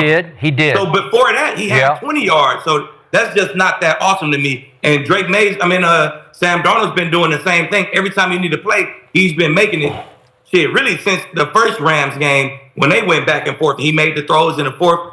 I mean, he's been making plays too. So I mean, hey. Okay, how did New England score its first touchdown against you guys? Because the refs robbed us. No, I told you that. No, it's because Drake May, when it looked like you might be able to stymie them, he runs a quarterback draw and just gashes you with it. Because he gassed us for 7 yards. Yeah, it was good. No, it was good. It's hard to score there. And then you had him in 3rd and long, and he gets free. You described the play, and he runs for 28 yards against you. Yeah, I know. That's Jack Allen play. Hey, he running the ball good. But shit, it's a 3rd down last night where Darnold had to take off and go get one. He took off on 3rd down and went and got one. You know what I'm saying? On top of 350 yards and 3 touchdowns. So we can't be comparing who's playing better out of Drake May and Sam Darnold right now. Yeah. I don't think we doing that. Are we doing that, Skip? No. Oh, okay, all right. That's what I'm saying. So on paper, I'm taking Seattle. 4.5 is kind of high. Okay. Do you think Sam Darnold can throw for 364 against the New England defense? Because I don't. So you think the New England defense is a lot better than the Rams defense? Hey, New England's got 2 legitimate cornerbacks. They do. The Rams have no cornerbacks. That's fair. Right? They got good corners. Yeah, but, Gonzalez is good. JSN, he going to move around. It's hard to match him up because not everybody got to move around. He be in the slot a lot. He move around a lot. So I don't know if they're going to be able to match one of those good corners on JSN. Hey, you leave that slot corner open, he going to go to work. One of them guys playing with JSN is a Super Bowl MVP. Yeah. You forgetting that. He been there. The other one run like 4-2. That's what I'm saying. Yeah, so, like, exactly. we got, I don't, listen, I'm Did he that addition to? I'm be honest. These odds questions ain't good Gerald questions because I don't even know how this stuff works. But I do think Seattle should be favored for all the reasons. Well, should they have the edge? Yeah. That's the question. Absolutely. Edge. Yeah. Absolutely. I think they got a better quarterback. Kenneth Walker's better. The wide receivers are better. The defense is better. The O-line is better. Like, everything. And Drake May, 6 fumbles, 5 turnovers, and we comparing the quarterbacks like it ain't. I mean, they just should be better. I'm be honest. Yeah, that's a long time to the game. I don't know about these odds or whatever. I think it's going to be a 2-score game. Wow. Two-score game. Yes. Scores. Yes. Wow. Ooh. Yes. Yeah. The game A says beatdown we played. It's the before. NFL. They going to draw it up and stuff. I just, like, top to bottom, like, just overall, just team and how they're playing and momentum and all of that. The Patriots are tough. Their defense is legit. They going to hit you. But I'm telling you, man, did y'all see that Nick Emmenwar yesterday? Yeah. That dude, man, he strapped Tay at a point. He strapped Puka at a point. He strapped the running back at a point. Like, then that's a rookie safety. Yeah. They got a whole complete, man. I've told Kinsey the reason you had no chance against Seattle was Nick Imawari is on Christian McCaffrey. Yeah, That's you what gotta happened. They just the level of guys they got over there. It just is. Man. Okay, but I'm going to repeat what I said earlier in the show. Last night, the Los Angeles Rams averaged 8.3 yards per play at Seattle. They got the 8.3 MVP. He'll get per play. crowned in 2 weeks. Okay, That's all why. right. Okay. And Sean McVay. But that's the only offense that have done that to the Seahawks. Yeah. it's They is. familiarity. It's Do I see familiarity. Drake May doing that? No. It's familiarity. Yes, that's where it is. I think I wasn't shocked when the line opened up. It was 3, 3.5, 4, 4.5. As I look at it, New England's been playing great team ball, right? Drake May's been turning it over. Defense picks him up. Defense can't get a stop. Offense goes down and gets a score. Drake using his legs against Denver, right? But if you look at these Seattle Seahawks, they are explosive on the offensive side of the ball. JSN, Bobo, Cooper Kupp. Kenneth Walker looks like a great back. I know they were going back and forth between him and Charbonnet, but Kenneth Walker looks explosive. Bro, he had double the explosive as Charbonnet. I know, but they were a great 1-2 combo. But now Kenneth Walker is taken over with Charbonnet out.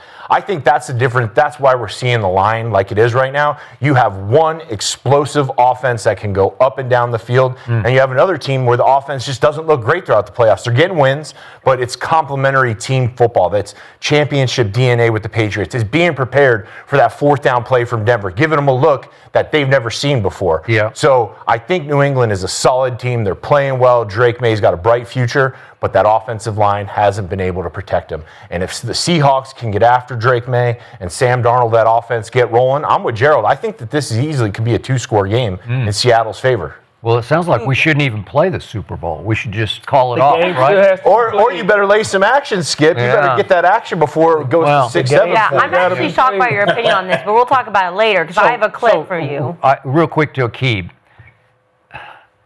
Help me out here. My memory gets a little foggy. You owe me 5 dinners still. Yeah, That's 5. Yeah, exactly. Yeah, I think it's down to 2 now. Yeah, 2. It was 3, now it's 2. Yeah. But go ahead, Skip. I'm joking. And we still have another game to go here, actually. It may be double or nothing on that game. It sounds like you're going Patriots. I'm trying to set that up right now. We got to set the line. Help me out, Aqib. How many turnovers did your best defense in pro football force yesterday against Drake May? How many turnovers? Well, it's hard to turn the ball over when you only throw 60 yards. I know, but it's snowing, it's blowing, the ball should be on the ground. On defense, Skip, you want to do one or two things. You want to shut their ass out, or you want to take the ball away. You know or both. Yesterday, we shut their ass out. Yep, and you lost. We had zero takeaways to answer your question. 0 takeaways. That was impressive to me that Drake May could go in there after putting the ball on the ground 4 times in the previous playoff game against the best defense in pro football, Houston's, which is much better than your But that's probably what all he was thinking about. He said, I'm just going to hold on to this ball. Yeah, ball security. 5 times. Did it work? Don't mess it worked. Yeah, don't give this game away. It's going to be a tight game. game. I'm not throwing it. I'm not dropping it. I ain't doing anything. The refs work. Man. The refs work. Okay, leave. I think we shut that point down about the refs. But Gerald, I've been working on something for you all show. We finally got together. It's a little late. Before we move on to the next subject, I got to bring up your Pro Bowl clip. Of you doing your. Oh, yeah. Here we go. I had no Richie's idea. actually in this too. I had no idea, man. I'm playing right guard. Yee! I had no idea. Like, I didn't care. Look, we're out there chilling. He's like, yeah, it takes his ass out. Even the running backs look at And they was like, bro, that was ceremonial. I'm like, oh, shoot, y'all should have said something. Oh. Yeah. Yeah, that was the last snap. There's me in the background. Hey, man, listen. That was a pretty cool deal. Look at me, I'm chilling. Well, hold on. G, chilling. you ain't just knocking back like you said you knocked him back, though. Hey, he got up under you a little bit. How did the play finish? I'm just saying. I was expecting you to knock him back 8 yards like you described it, but Saturday really got up under you. Give him a little business. Okay. Leave. Let me remind you. And that's what we call it. Let's get him, Lee. Let's get him. Lee, let me remind you, Gerald was not the one that was talking shit to you today. I don't know why you're coming for Gerald. It's hey, listen. Shots fired at Gerald. Shots Richie's fired. the one that It's all upset good. It's low hanging fruit, man. It's all good. I'm straight. Listen, you. You're caught in the crossfires today. Hey, listen, I'm a defender, man. I didn't take it on double teams my whole career. That's what made me great. You know what I'm saying? 2-on-1. I'm dead. I do love the energy out of you guys today. But let's get to the next topic because we got to switch a little bit to coaching right now because the Steelers have made their head coaching decision, and it's a man that Skip knows very, very well because it's former Commanders and Packers head coach Mike McCarthy. Mike McCarthy is actually from Pittsburgh, and the last time that the Steelers were in the Super Bowl in 2010, they were defeated by Mike McCarthy. So, Gerald, give the Mike McCarthy hire a letter grade. I was a little torn between how I wanted to grade it, but with what Mike McCarthy has been and how Pittsburgh hires and what he does, I like it, man. And I gave it an A. Ooh. Yeah, I like it. Mike McCarthy has coached on 4 of the Big 5 franchises in history. He's now head coach of 3 of them. Cowboys, Green Bay, and now Pittsburgh. And he was the OC for the 49ers. He don't just go for these BS jobs. He not just going to coach anybody. He's from Pittsburgh, and now with what he's done, this is a legacy hire. He's going to be there for a long time. You know, they're going to give him time, allow him to build up. And a lot of people's like, oh, they trying to lure Aaron Rodgers back in. Aaron Rodgers is going to play another year, if he plays. This is not about Aaron Rodgers. Yeah. You know, and now he can just hire a DC and just build from there. They're going to give him time to, build. You got to think, this is a team where they had the highest paid defense with a lot of names, but they didn't perform that well. So they might blow this whole thing up. They're going to have to rebuild it all, but he's in the right organization. He can handle what comes with being a coach for one of these top organizations. And I just like Mike McCarthy as a coach. You know, I think they cut it too short in Dallas.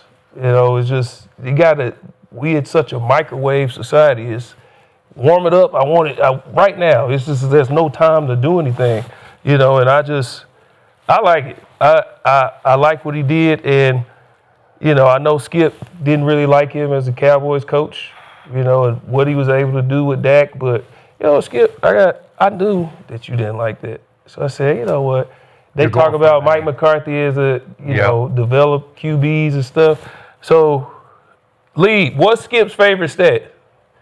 QBR. What's Skip's favorite stat? QBR? QBR. That's Lieb's favorite. QBR. QBR. Completion percentage. Yeah. QBR. Dak's number 1 QBR was his rookie year. You know where his 2 and 3 best QBRs, who was coaching him? Mike McCarthy. What happened in the postseason those years? That's a Dak problem. Yeah, Do you know what Dak's, They haven't made you know, the postseason Dak's after. second and third highest statistical season, who they was under? Mike McCarthy.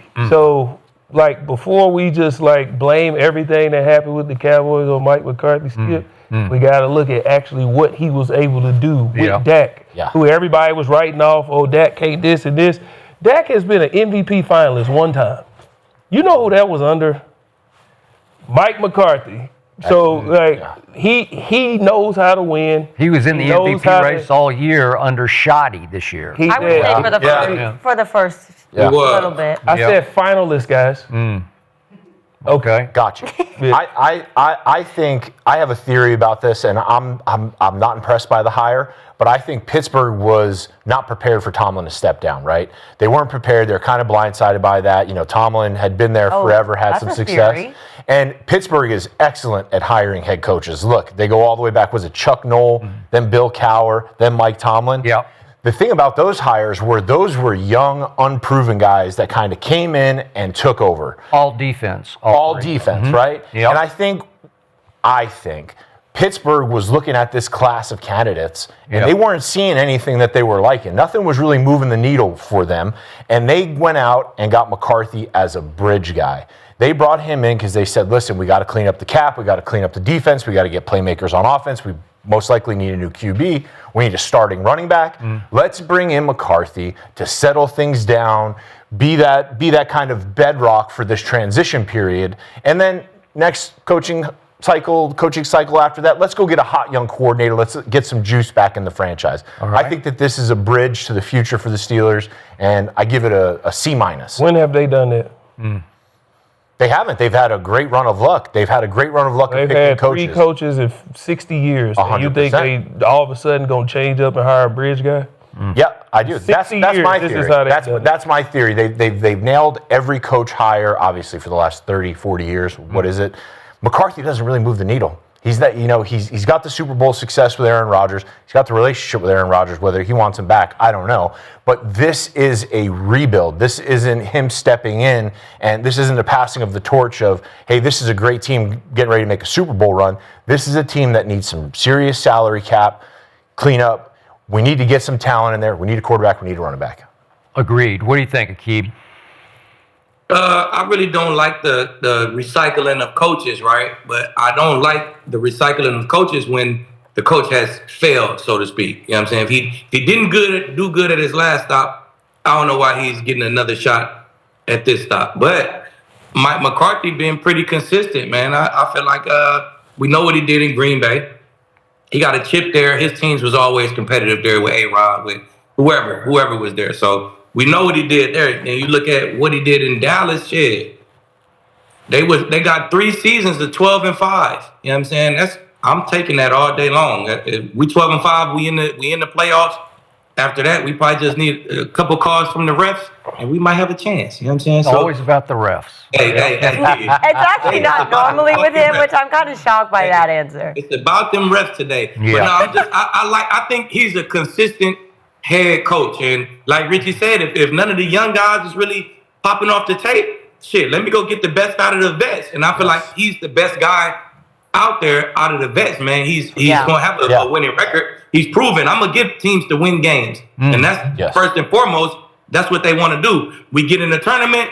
If we catch the momentum, we might win. If we don't, we don't. It's hard to win a chip. So he's 62 years old. I think he can be there for 8 years. Maybe not a dub, but shit, he could be there for 8, maybe 10. You know what I'm saying? So I know they like that longevity. They ain't gonna get a 70-year-old. So they got a guy who still can coach for some years. You know what I'm saying? So even if he's there for 8, maybe that's good enough for them. Let's give him some time, like Gerald said. Let's see if we can rock out 6, 7, 8 years and see what we get out of him. His last stint of coaching. You know what I'm saying? So now you like this? You like the 62-year-old guy? Good hire. I mean, for that's a veteran team. Like I don't think they blow it. That's a veteran team. They need a guy who can run the building and get them over that hump. I feel like they right there. They're another team who not far away. You know what I'm saying? He's 62, but that team is not far away, man. So you give it good. What is He's known for drafting good. He always draft good players. He gonna get some young good bodies in the building. He hire good coordinators, man.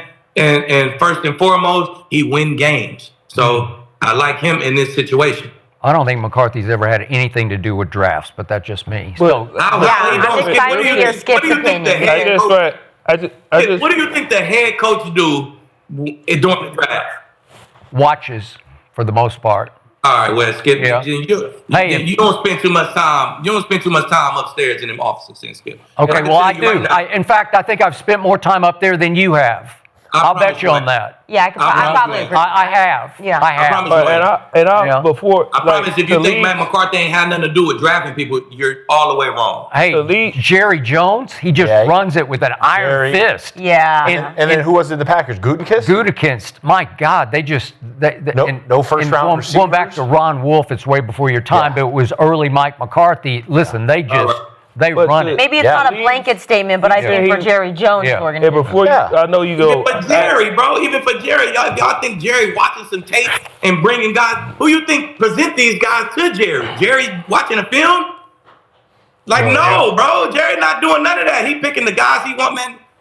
Come on, bro. Like this is not even an argument, man. Yeah, like 85-year-old guy is watching every guy in the draft and picking. No, he just picks them. Yeah. He makes all the final choices. Just like he drilled for oil. He's the wildcat. Like Talib's point, there's been 6 coaches to go to the playoffs 8 straight times. Andy Reid think we agree Andy Reid's really good.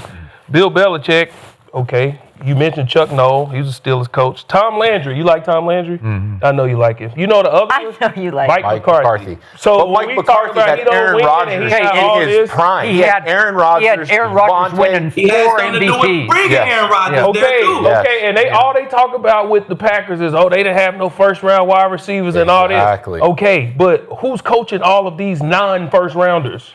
Oh, McCarthy. Yeah, McCarthy's a Okay, great coach. so he, had, when he, we- had, he had a great run, but that was a decade ago. Remember, I was there. I got injured, but I was there with the group that had that horrible time when he first got to the Cowboys, and they had that horrible, historic, bad season. McCarthy turned that thing around. Bring in some guys. We got Micah. We got all these people, and he flipped the whole thing. Remember what He had nothing to do Yeah, with bringing. but I he do had want to nothing hear do Skip's with bringing opinion because Parsons I and know you Gibbs. don't like him. So The rest let's of get the guys, he had nothing to do with average. it. So I didn't hear Aqib's grade. A+ or what? What is it? I give him a B. A B after all that soliloquy, and you gave him a B? Come on, man. That's an No, but- 85. Like, Okay, goddamn, I give him all a right. B. What's wrong with a B? I heard your B because you said you don't really like the rehiring coaches, the cyclical. Exactly. All right. I could hear his B. Okay, my turn. I am not a fan of this man for 1,000 reasons, We know. but I will give it a C+, and the plus is only because he did grow up in Pittsburgh, Pennsylvania, so I'll give you the plus just on the momentum of we hired one of our own because he speaks Pittsburgh. His accent is just raw Pittsburgh accent. So I'm going to give you that much. But if you want to know the truth about Mike McCarthy, he was a product of early Aaron Rodgers. And I want to know what happened after that because we're almost 16 years since he and Aaron went to that one Super Bowl that they won. And they did it out of nowhere with low expectations as the road wild card team that year. And they went to Philadelphia and beat Michael Vick, and they went to Atlanta and beat Matt Ryan, and they went to Chicago, and Jay Cutler wound up on the exercise bike the entire second half, if you remember that game, the NFC Championship game. And Aaron sucked in the second half of that game and almost blew it to the immortal Caleb Haney, who was the quarterback of the Bears for the whole second half. But they survived, and they got to Pittsburgh in the Super Bowl, and Polamalu should not have played, according to my friend Ryan Clark. He had a bad hamstring that was still pulled, but he tried to get out there and play. Ryan was kind of at the end of his career on his last legs, and Aaron lit them up. And I give you that. So Aaron took Mike McCarthy to one Super Bowl championship, and then as Aaron began to struggle in the postseason, so did Mike McCarthy. Since that Super Bowl, almost 16 years ago, Mike is 7-11 in the postseason. Here's my problem with Mike McCarthy in Dallas. I'll give you solid regular season football coach because he's analytics-based and driven with no emotion, no personality, no charisma. He is the single worst motivator I have ever observed in all my years covering the game you guys played. If you watch any of those clips from Hard Knocks or any of the Inside the Cowboys clips, his pregame and halftime speeches, even his postgame speeches, are an embarrassment to the National Football League because this guy is a bump on a sideline log.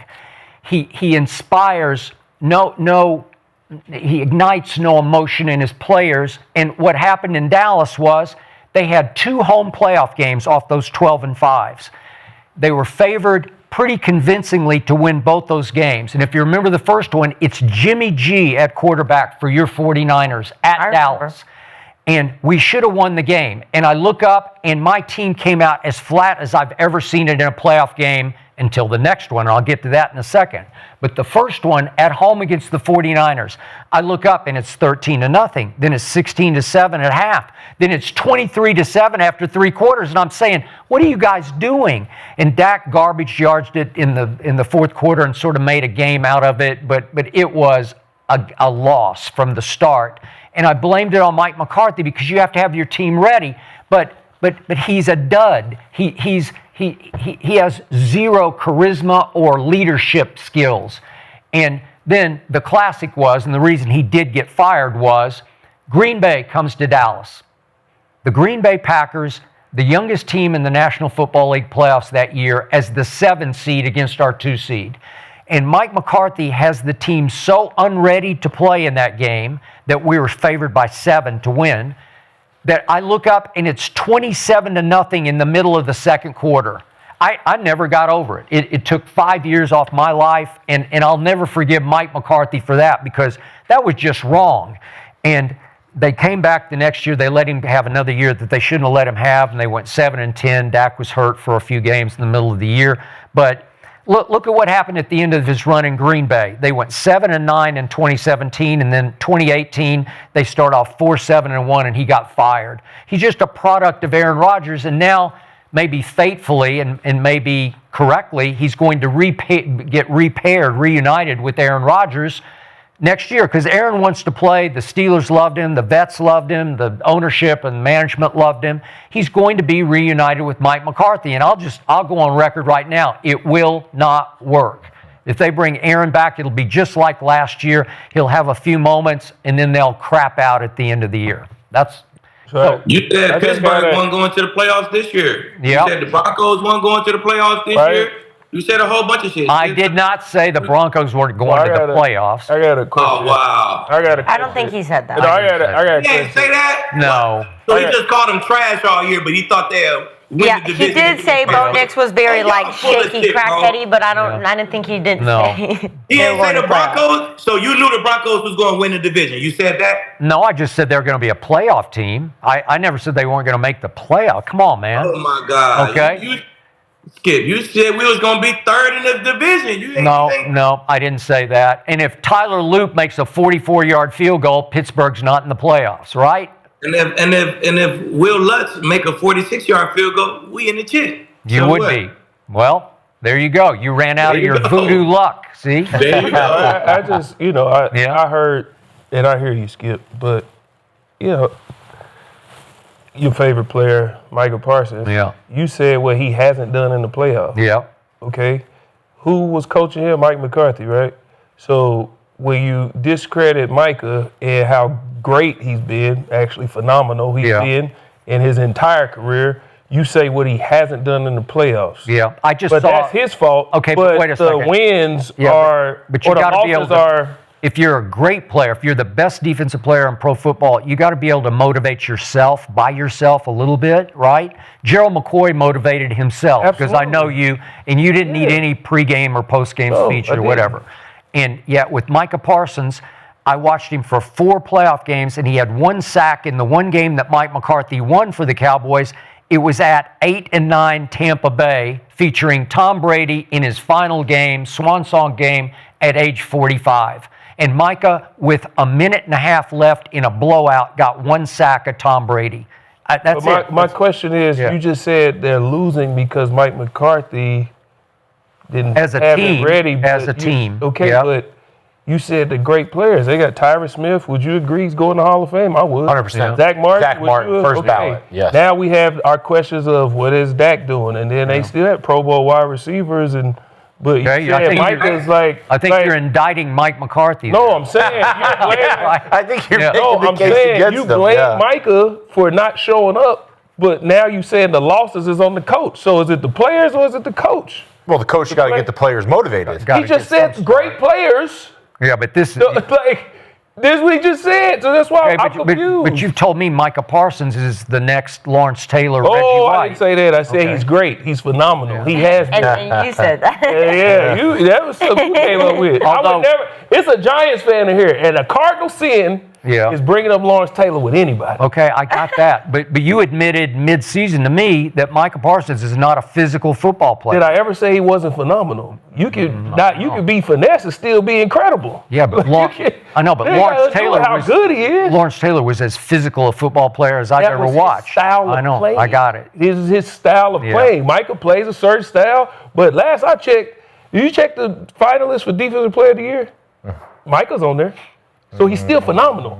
Like he's still phenomenal. His style of play, we can go back and forth about. But All right. so I'm saying, is it the coach or is it the players? Because Okay. you blame Michael Yeah, for we not don't showing need to up. get Okay. Mike. But now We you don't said need to it's go about back into Jay the Gruden, Mike it's always the conversation. players. If you ask So Coach it's like, Gruden, it's which always one the is it? players. So maybe this will work in Pittsburgh because the greatest motivator I've ever witnessed from a distance is Mike Tomlin. Yes. And one of the great motivators I've witnessed from a distance was the previous Pittsburgh coach and Bill Cowher. And then this is way before you guys' time, but Chuck Noll, the first one, wore his emotions on a sleeve. He was a fireball. Yeah. And so you're following 3 fireballs with the polar opposite, as in cold as ice, as in distant, remote, no personality, no charisma. Maybe this is what Pittsburgh needed. No charisma. Right. Well, that's kind of why I see it as a bridge. The head coaching pool isn't great this year. There's no great offensive minds, right? Yeah. They always go defense. Yeah. Get him in there, bring stability, get a couple remember, wins. Steeler Nation's going to love it because he's a Pittsburgher. He's a Pittsburgh guy. They're going to love it. Yeah, it's a safe hire. And out of all the retreads and all the coaches out there, he's probably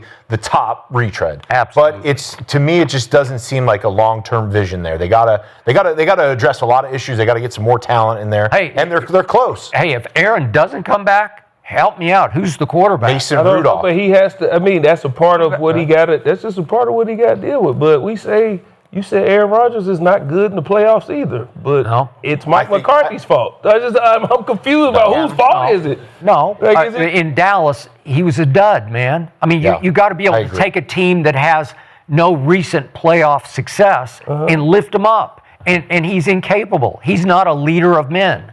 Aqib wouldn't love him. I'm just telling you, Aqib wouldn't love him. Well, the chat is actually agreeing with Skip on this one and giving him a C. Okay. Majority's going with the C on that one.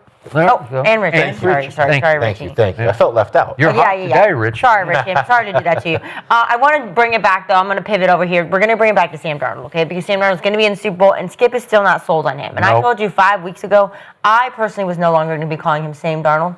And now I'm for sure standing by that because this man in the NFC Championship put up 346 yards, 3 touchdowns, and no turnovers, okay? He swung you around by Darnold managed the 3rd highest passer rating ever in a single postseason prior to the Super Bowl, okay? That is what he did, and I'm very impressed with that, so I'm going to put some respect on his name.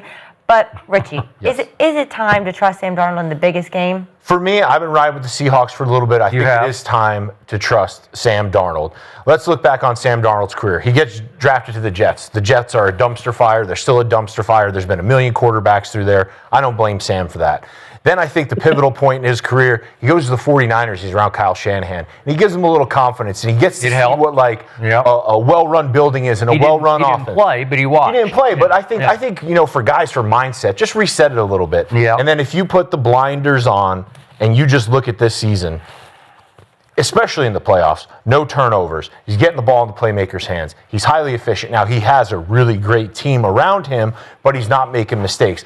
I look back, I take the blinders off out of the 2025 season. I look back to Minnesota. He was balling. He was playing well. He fell apart, but the team fell apart around him late last season. The offensive line was all banged up. Minnesota reacts in the offseason, wind up replacing a bunch of those middle interior offensive linemen.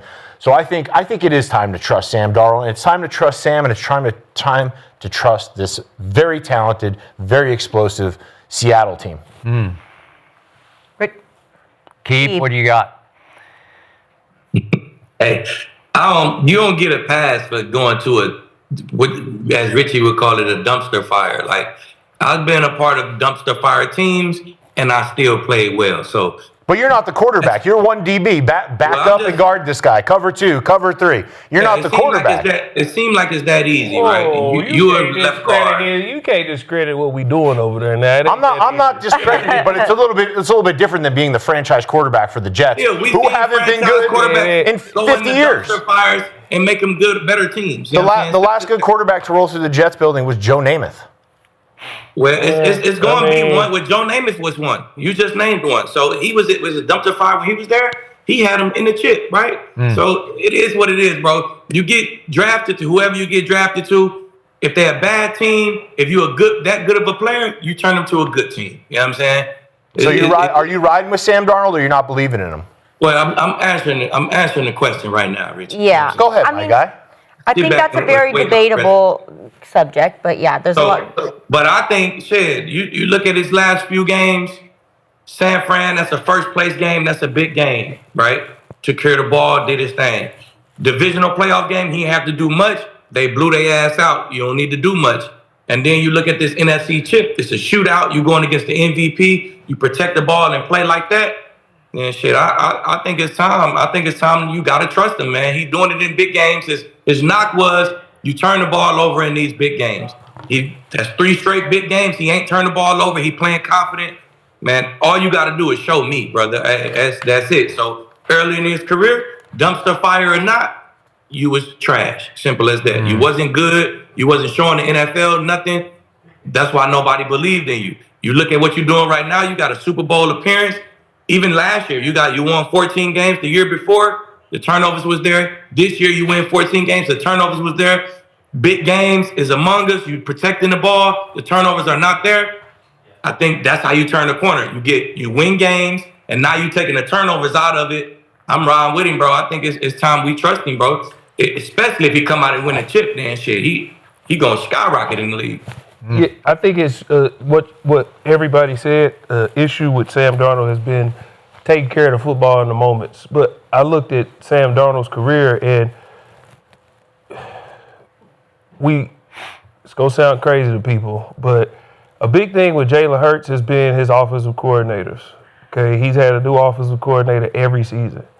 Sam Darnold has played 8 seasons. He's had 8 different offensive coordinators. Okay, so you got to learn to protect the ball. You got to learn to take care of the ball.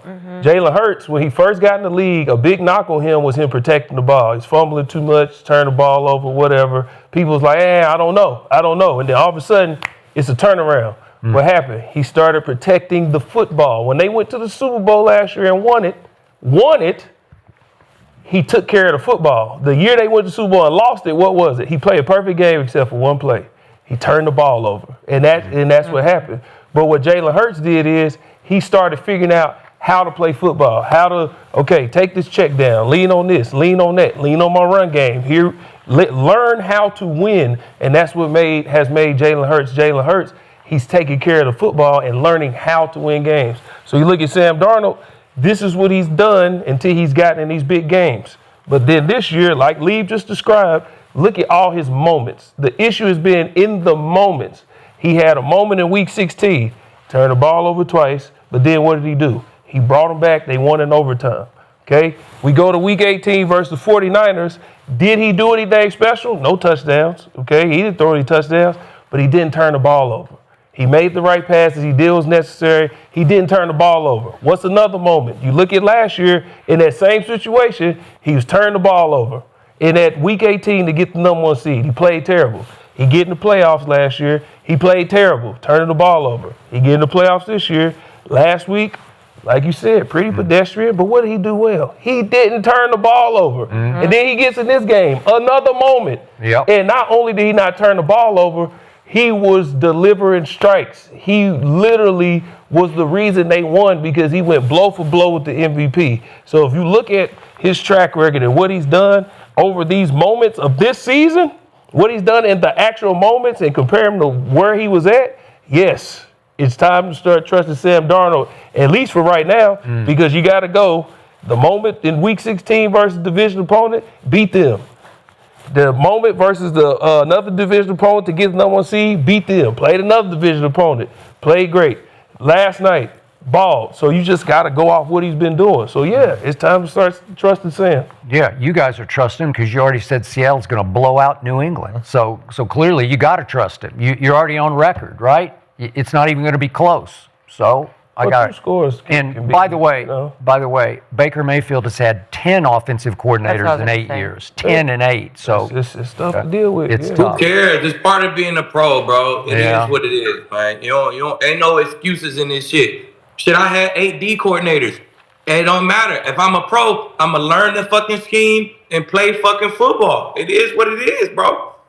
The shit don't change. It's not like it's rocket science and this coordinator go to this coordinator and everything is totally different. All I gotta do is learn what he call this, he call it this. I learn the lingo, I go play football. It's not fucking rocket science. It's but if you're a quarterback and you have 10 and 8 years, there are going to be 5 of them. I studied the plays that the quarterbacks actually run, Skip. I know what's going on. All of them run the same shit. It's 3 different offenses in the league.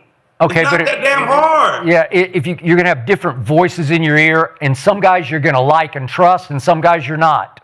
It's hard. But you could also argue you're learning from a bunch of different people. Yeah, but after a while, it's just, I don't know.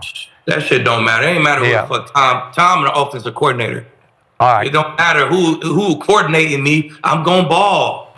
You know what I'm saying? It don't matter, bro. It's not like the playbooks are night and day. Like these guys run these routes and these guys run these routes. Like it's not like that. So it's only a certain amount of routes that you can run, a certain amount of concepts that you can run. All you do is change the lingo. Once I got the lingo down, now I'm on the same page with my OC. So Clint Kubiak is overrated in his impact this year. Nah, Clint Kubiak is great. He Oh, well, you just said it doesn't matter. They're all the same, right? You get what I'm saying, though, Skip. I don't. You get what I'm saying. But okay, I just gave Sam Darnold his flowers, but that doesn't mean I'm going to crown him because we still have one huge game to go. Yeah. And I'm going to look at track record over 8 years, and I'm not going to leap to the conclusion that you guys are leaping to about same Darnold. Darn that Darnold. Okay, It's a new one now. Yeah. What is it now? Darn that Darn Darnold? that Darnold. All right. So he's with the Jets for 4 years, and I can't get out of the back of my mind the fact that I'll never forget that 2019 game that I was watching, and he's playing Seattle. It's against Seattle, and he's mic'd up on the sideline. He said, "I'm seeing ghosts. I'm seeing ghosts," and I'm like, "You're seeing ghosts? Well, maybe you should go home and lock the doors, right? Come on, man." Hey, no offensive coordinator was going to change that for him. All right. So the Jets finally said that's enough after 4 years, and they traded him to Carolina. And he was the 3rd overall pick, and they got back a 6th the next year, and then a 2nd and a 4th 2 years later. And he goes down, and he gets beaten out by Baker ultimately in Carolina. All right. And then he goes to San Francisco, and I do agree with that was good for him. He needed the education that Kyle could give him. Didn't play, but at least he did that. So he goes to the Vikings, and he game managed a lot through that year, and they had a really, really great defense that just suffocated people. And then they get to the games that really counted because they're playing Detroit for the 1 seed in the final regular season game, and he was awful in that. He went 18 of 41, so it's like in the 40% of his completion percentage, and they got blown out by Detroit. And then that first playoff game against the Rams, he just goes deer in headlights and gets sacked 9 times by the Rams. And then this year, I'm going to say it again, he led the league in turnovers, and against the Rams, he had 6 in 2 games, 6 interceptions. He was great last night against a team he knows, against a team that he's in a comfort zone against because they know that the Rams' corners are terrible, and the starter was out for the whole first half last night inexplicably because he practiced all week without limitations, and I don't know what happened. Emmanuel Forbes, I don't know why he didn't play. Then they threw him in the second half, and it was too late because much of the damage had been done. So he did that. Great for him, but it's like he's been crowned now as completely trustable, and I'm just telling you this. Aqib will tell you this game is different. It's different than the AFC Championship game. Totally different, but I don't think 4,300 yards, 35 touchdowns, 12 interceptions. That's not game managing in Minnesota. That's far from game managing. That's you just becoming a better pro. You know what I'm saying? You put more time into it. You're more comfortable. Like, shit, I gave up touchdowns, a lot of touchdowns early in my career. I ain't give up a lot late in my career. That's because I became a better pro. I know how to take stuff away now. You know what I'm saying? Instead of just trying to get interception. Now I might let you catch a comeback because I'm going to take stuff away. So no coordinator is going to do that for you. That's my point. You're going to become a better pro if you decide to become a better pro. And that's what Sam Darnold did. That's what he's doing as we speak. He's still a young player. And shit, he just becoming a better pro. All the talent that he had is matching up to his mental now. You know what I'm saying? That shit happened at different times for different guys. We should rename this show Arena Darnold, right? It's Arena Darnold. After he wins the Super Bowl, we can rename it. We can put respect on guys' names that deserve it. You are rooting for the team right now. I can feel it. You're rooting for the team that I want to take a listen to a clip from a couple weeks ago from you. Because their road to the Super Bowl has been a little bit easy. And this is what Skip had to say 4 weeks ago. But you're rooting for this team. No, the last one Oh, it was winning last week? team this year, Buffalo. I give them that, but that was only one. The records of the teams they beat this year are 85 and 150. 85 and 150, way under 500. And now their path to the Super Bowl is going to be Justin Herbert, C.J. Stroud, Jared Stidham, and maybe Sam Darnold. That would be the easiest road to a Super Bowl championship in the history of the Super Bowl. So you Yeah. said out of your mouth last week I did. that the road to the Super Bowl for the Patriots has been the easiest ever. Against the opposing quarterback. Yeah, Justin Herbert, C.J. Yep. Stroud, and now you're saying Sam Darnold. Mm-hmm. But you still believe in this team wholeheartedly to take on the number one defense in the NFL.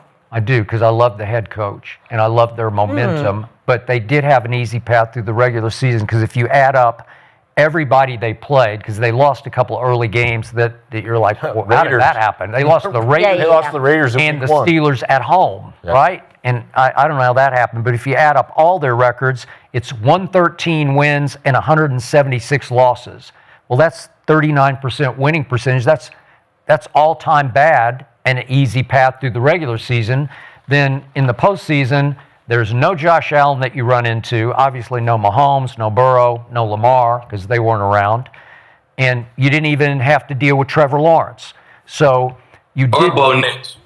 Or Bo Nix, for that matter. I'll give you that. Yeah. I'll give you that. But you get a Justin Herbert, who's now 0-3 in the playoffs and has just been a playoff disaster. He's had his moments in the regular season. He did make the Pro Bowl this year, but obviously, as you pointed out, Justin got sacked the most times in the league because he didn't have either of his stud tackles, right? Yeah. So you come into the game with neither of your stud tackles, and you pay for it. And then here comes C.J. Stroud. I like C.J. Stroud, and he was 2-2 in the playoffs with 4 touchdowns to 1 interception. But then at Pittsburgh, I don't know what got it. Like I said, he got abducted by aliens. He got kidnapped. He was Something seeing happened. ghosts. Yeah, He was he was seeing seeing ghosts. ghosts. Yeah, deer in headlights. Yeah, and he kept seeing ghosts. I thought maybe he'd bounce back at New England, but he didn't bounce back, and he didn't have Nico Collins, and he also immediately lost Dalton Schultz, his security blanket. So that was pretty easy. And then Stiddy turned out to not be Bo Nix, and I kept telling Aqib last week, you're going to lose something. Is it 20%, 10%, 5%? I think you lost 20% from Bo, or you would have won that game yesterday. So they got to play Stiddy, and now they get to play Sam Darnold. But now it's all a race because you guys are telling me Sam Darnold has arrived. So if he's now a top 5 quarterback, well, then you can throw all this out the window. Now it became a difficult path because in the final game, you're going to face a guy who is on fire, out of his mind, and has grown up right before your very eyes, right? Yeah. Okay. What was the original question? Yeah. Okay, so easy. Patriots Super Bowl run is an opposing the easy easiest path. Yeah. This is really easy path. And the Patriots dropped some games early in the season, which would have, if they had won, made them the 1 seed and had Denver on the road and kind of a different deal. But yeah, you look at the path of the playoffs. Justin Herbert, C.J. Stroud, Jarrett Stidham, Bo Nix. I agree with you. If Bo would have played, Denver would have won that game, right? Yeah. But that's the thing about the playoffs. You know, as a player, you line up whoever they put out in front of you, right? You do. You point me at the enemy, and I'm going to go get Yep. him. But typically in playoffs, if we look in the years past, you're going to have to run into a hot Josh Allen. You're going to have to run into a hot Lamar, a hot Derrick Henry. And then, you know, typically the AFC Championship games, it's been running through Kansas City, and you got to go through a hot, talented Kansas City Chiefs team. So this set up easy for them. I think, you know, this kind of further builds my case that Seattle's going to drum them up because these guys have survived the turnovers. They play great team ball, and they've they've won along the way without scoring a lot of points, and they've won along the way without being explosive. Yep. So yeah, this was an easy path. This is why they're there. They had a very easy path. Yeah. They didn't run into one of the young studs. And that's why. Okay, so I love this narrative. It's a mismatch, right, Aqib? Mismatch? I wouldn't say mismatch. I wouldn't say mismatch. Say Seattle was going to win the game. That was those 2 guys. I ain't say who I think going to win the game yet. But as far as their path to the Super Bowl, it is an easy path as far as the quarterbacks they went against. But this is the National Football League. You don't just go play against a quarterback. You know what I'm saying? And to their credit, this might be the most difficult path of defenses that they played against because they went through the number 1, the number 2, the number 5, and this is like the number 6 total defense. And then you look at scoring defense, it's number 1, number 2, number 3, and number 9. Yep. So this is incredibly hard if you look at it the other way. You know what I'm saying? We play offense and defense. So, man, hey, to their credit, man, it may be the easiest quarterback path, but it's the most difficult path to the Super Bowl as far as the defenses you had to play ever in football. Yet, as you said, Drake May hasn't been very good, right? Against those great defenses. You did. He's not balling. He was an MVP candidate during the regular season, and now if you look at what he's been doing in the playoffs, he hasn't been that good. He ain't just balling because he went against these defenses, but they finding ways to win these games. So it is what it is. So when did we get in the era of, like, taken away from how people are doing something? Who cares that it's been an easy path? You know, because it's crazy. Like, what is the point behind the easy path? Because I love doing this. I love when we have stuff that's current and people forget stuff that took place. You know, Brady is the GOAT, without a doubt. Okay, but his second year, his path, his first game was a tuck rule. We all remember that. He had to play Who was their quarterback? He had to play Brady. against Rich Gannon. And Rich Gannon Rich had Gannon? one playoff win up to that point. One. And he had been in the league for forever. And they had the 19th ranked defense. And then he had to play against Cordell Stewart. You know what happened in that game? Brady didn't even finish the game. No, he didn't. And they still made it to the Super Bowl. Yep. Nobody bring that up. But what about 2017? Brady was the MVP of the league. He had to beat Marcus Mariota and Blake Bortles to get to the Super Bowl, and he lost to Nick Foles. So who cares about the path? Like Lieb said, this is a National Football League. Why are we making such a big deal about the path? They got to the Super Bowl. We're making a big deal about it because he beat Justin Herbert, C.J. Stroud, Jared Who Stidham. cares? They had A backup. to win. A backup. They had to win. And they did. You trust Blake Bortles? No. He beat us in the playoffs. What about Marcus Mariota? Well, wait a second. You got Tom Brady. Brady almost lost that game. to but Blake You got Bortles. Tom Brady. Everybody beat y'all in the playoffs. But you can't recognize that this was an easy path? I don't care. They won. Why does it matter? Why are we discrediting people for doing It's a stuff? whole lot of quarterbacks we can It's go a lot look of at. people that could have been on this path and didn't win. Y'all just said, I know for sure that this guy, Drake May, he's fumbled 6 times and turned the ball over 5, and they're still there. And we talk about, the opposing quarterbacks they play. We talk about the path.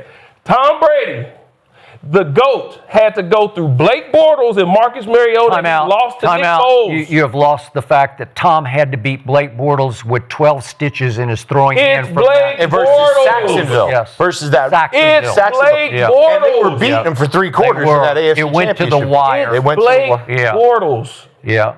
It's Blake Bortles. So that's your argument? He had an easier path back then? Well, He we said do get paid to quarterbacks. You keep dissect bringing this up the stuff and quarterbacks. talk about it. He went against these quarterbacks, and then he went against another quarterback, and Nick Foles, who was a backup, and lost.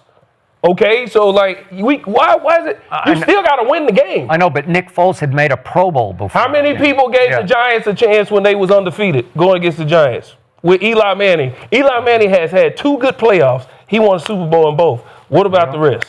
How many people gave him a chance versus Tom Brady's undefeated team?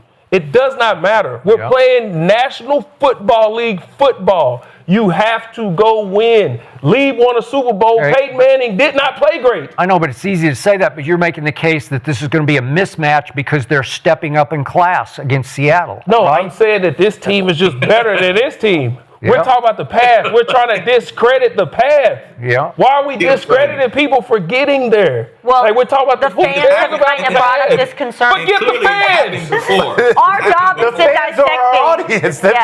I don't care. This is why I don't care. Gerald, because the fans we are talking. paid to sit here and talk y'all about it. talking about the Pro Bowl and being offended by that. No, I'm offended by this because you just made a joke about me not making it to the playoffs. You know why? Because it's hard. Yeah. It's hard to get to the Super Bowl. Yeah. So when a team gets to the Super Bowl, you don't discredit them because of their path. We don't make up stuff just because of We're not people's path. discrediting. We're just saying That's exactly what y'all doing. We're just saying that there were not great So quarterbacks. what? They won. Well, I mean, it's Herbert is better than than Mariota and That's what I'm saying. C.J. Stroud won 3. So Lee, no. did we not have a No, debate? it's not the easiest path. Lee, did we because not have- Tom had the easiest path because Herbert is better than Blake Bortles and Mariota. Lee, So, no. did we not have a debate about C.J. Stroud? And you said, gee, he's 3-3. Would you not want your quarterback 3-3? He was 3-3. So Bro, that's he's the won dream team. playoff games. That's He's the won third year playoff Tom's been games. to the But he playoffs looked every terrible year, in the so- back half of this year in the playoffs. You're going based off the performance. He said the quarterbacks he played. Tom had to play Cordell Stewart to get to the Super Bowl, and he didn't You get to could finish the argue- game. So C.J. Stroud is better than Blake picking- Bortles and That's what I'm saying. So, like, it don't matter. And Tom's still the GOAT. This ain't about Tom. But he brought up the quarterbacks he's facing. You still have to win the game. Who gave Nick Foles a chance to beat Tom Brady? He did it. And now he got a statue in Philly. Because you still got to win the game. So why are we so focused on the path? It's the National Football League. It's this close to margin for change. This is what happens. It's this close. So forget the path. C.J. Stroud got in the game. He didn't play well. Okay, all you're going to hear for the next 2 weeks is how easy the path was. Trust me. All you're going to hear for the next 2 weeks is the damn Broncos got cheated. I heard that here first. That's the first time I've heard that. And the last. I hadn't heard that. And the last time we're going to hear that right here. Listen, I gotta. Partying. You and Richie probably was fucking hanging out partying that I finally lost the game. I tell you Y'all what. ain't been on Twitter. Well, I tell you what. I got the NFL Network give me a hard time. Richie did it. All this not making the playoffs. I tell you what. I would have took this easy path. I would have took this easy path, and I would have been, hey, I'm going to take this easy path right to the Super Bowl. So you're acknowledging it was an easy path. Which one was easier? Which one was easier?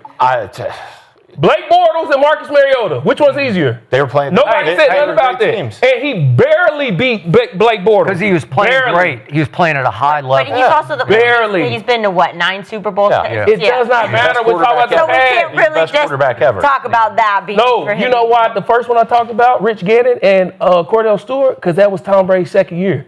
Drake May is in his second year. Okay, And wait he got to the a Super second. Bowl. Rich Gannon was about to win the MVP the next year. Yeah, Rich Gannon was balling. Okay. I said up until that point, he had won one playoff. How long had he been in the league? There was a point this season where we were talking about how good Herbert was doing. You know what I'm saying? He's the golden boy. Come on, man. Like Herbert played well this year. Yeah. Herbert was Yeah, he battered played this good, year, and he so- willed them into the playoffs. But I think less about Herbert. I think more about his offensive line. Was it 100%. Yeah, I mean, he was battered down the Exactly. So stretch. the answer is no. Yeah, Rich Gannon was a good quarterback. You think Herbert better than Rich Gannon? Is he more talented? Is he better? One thing I do know right, is that's that what these I boys know. could argue all day long, and that's why we're going to be right back on this couch tomorrow, on Tuesday, to argue and more. So we will see you guys tomorrow. Another episode of Gridiron presented by Underdog. Woo, woo.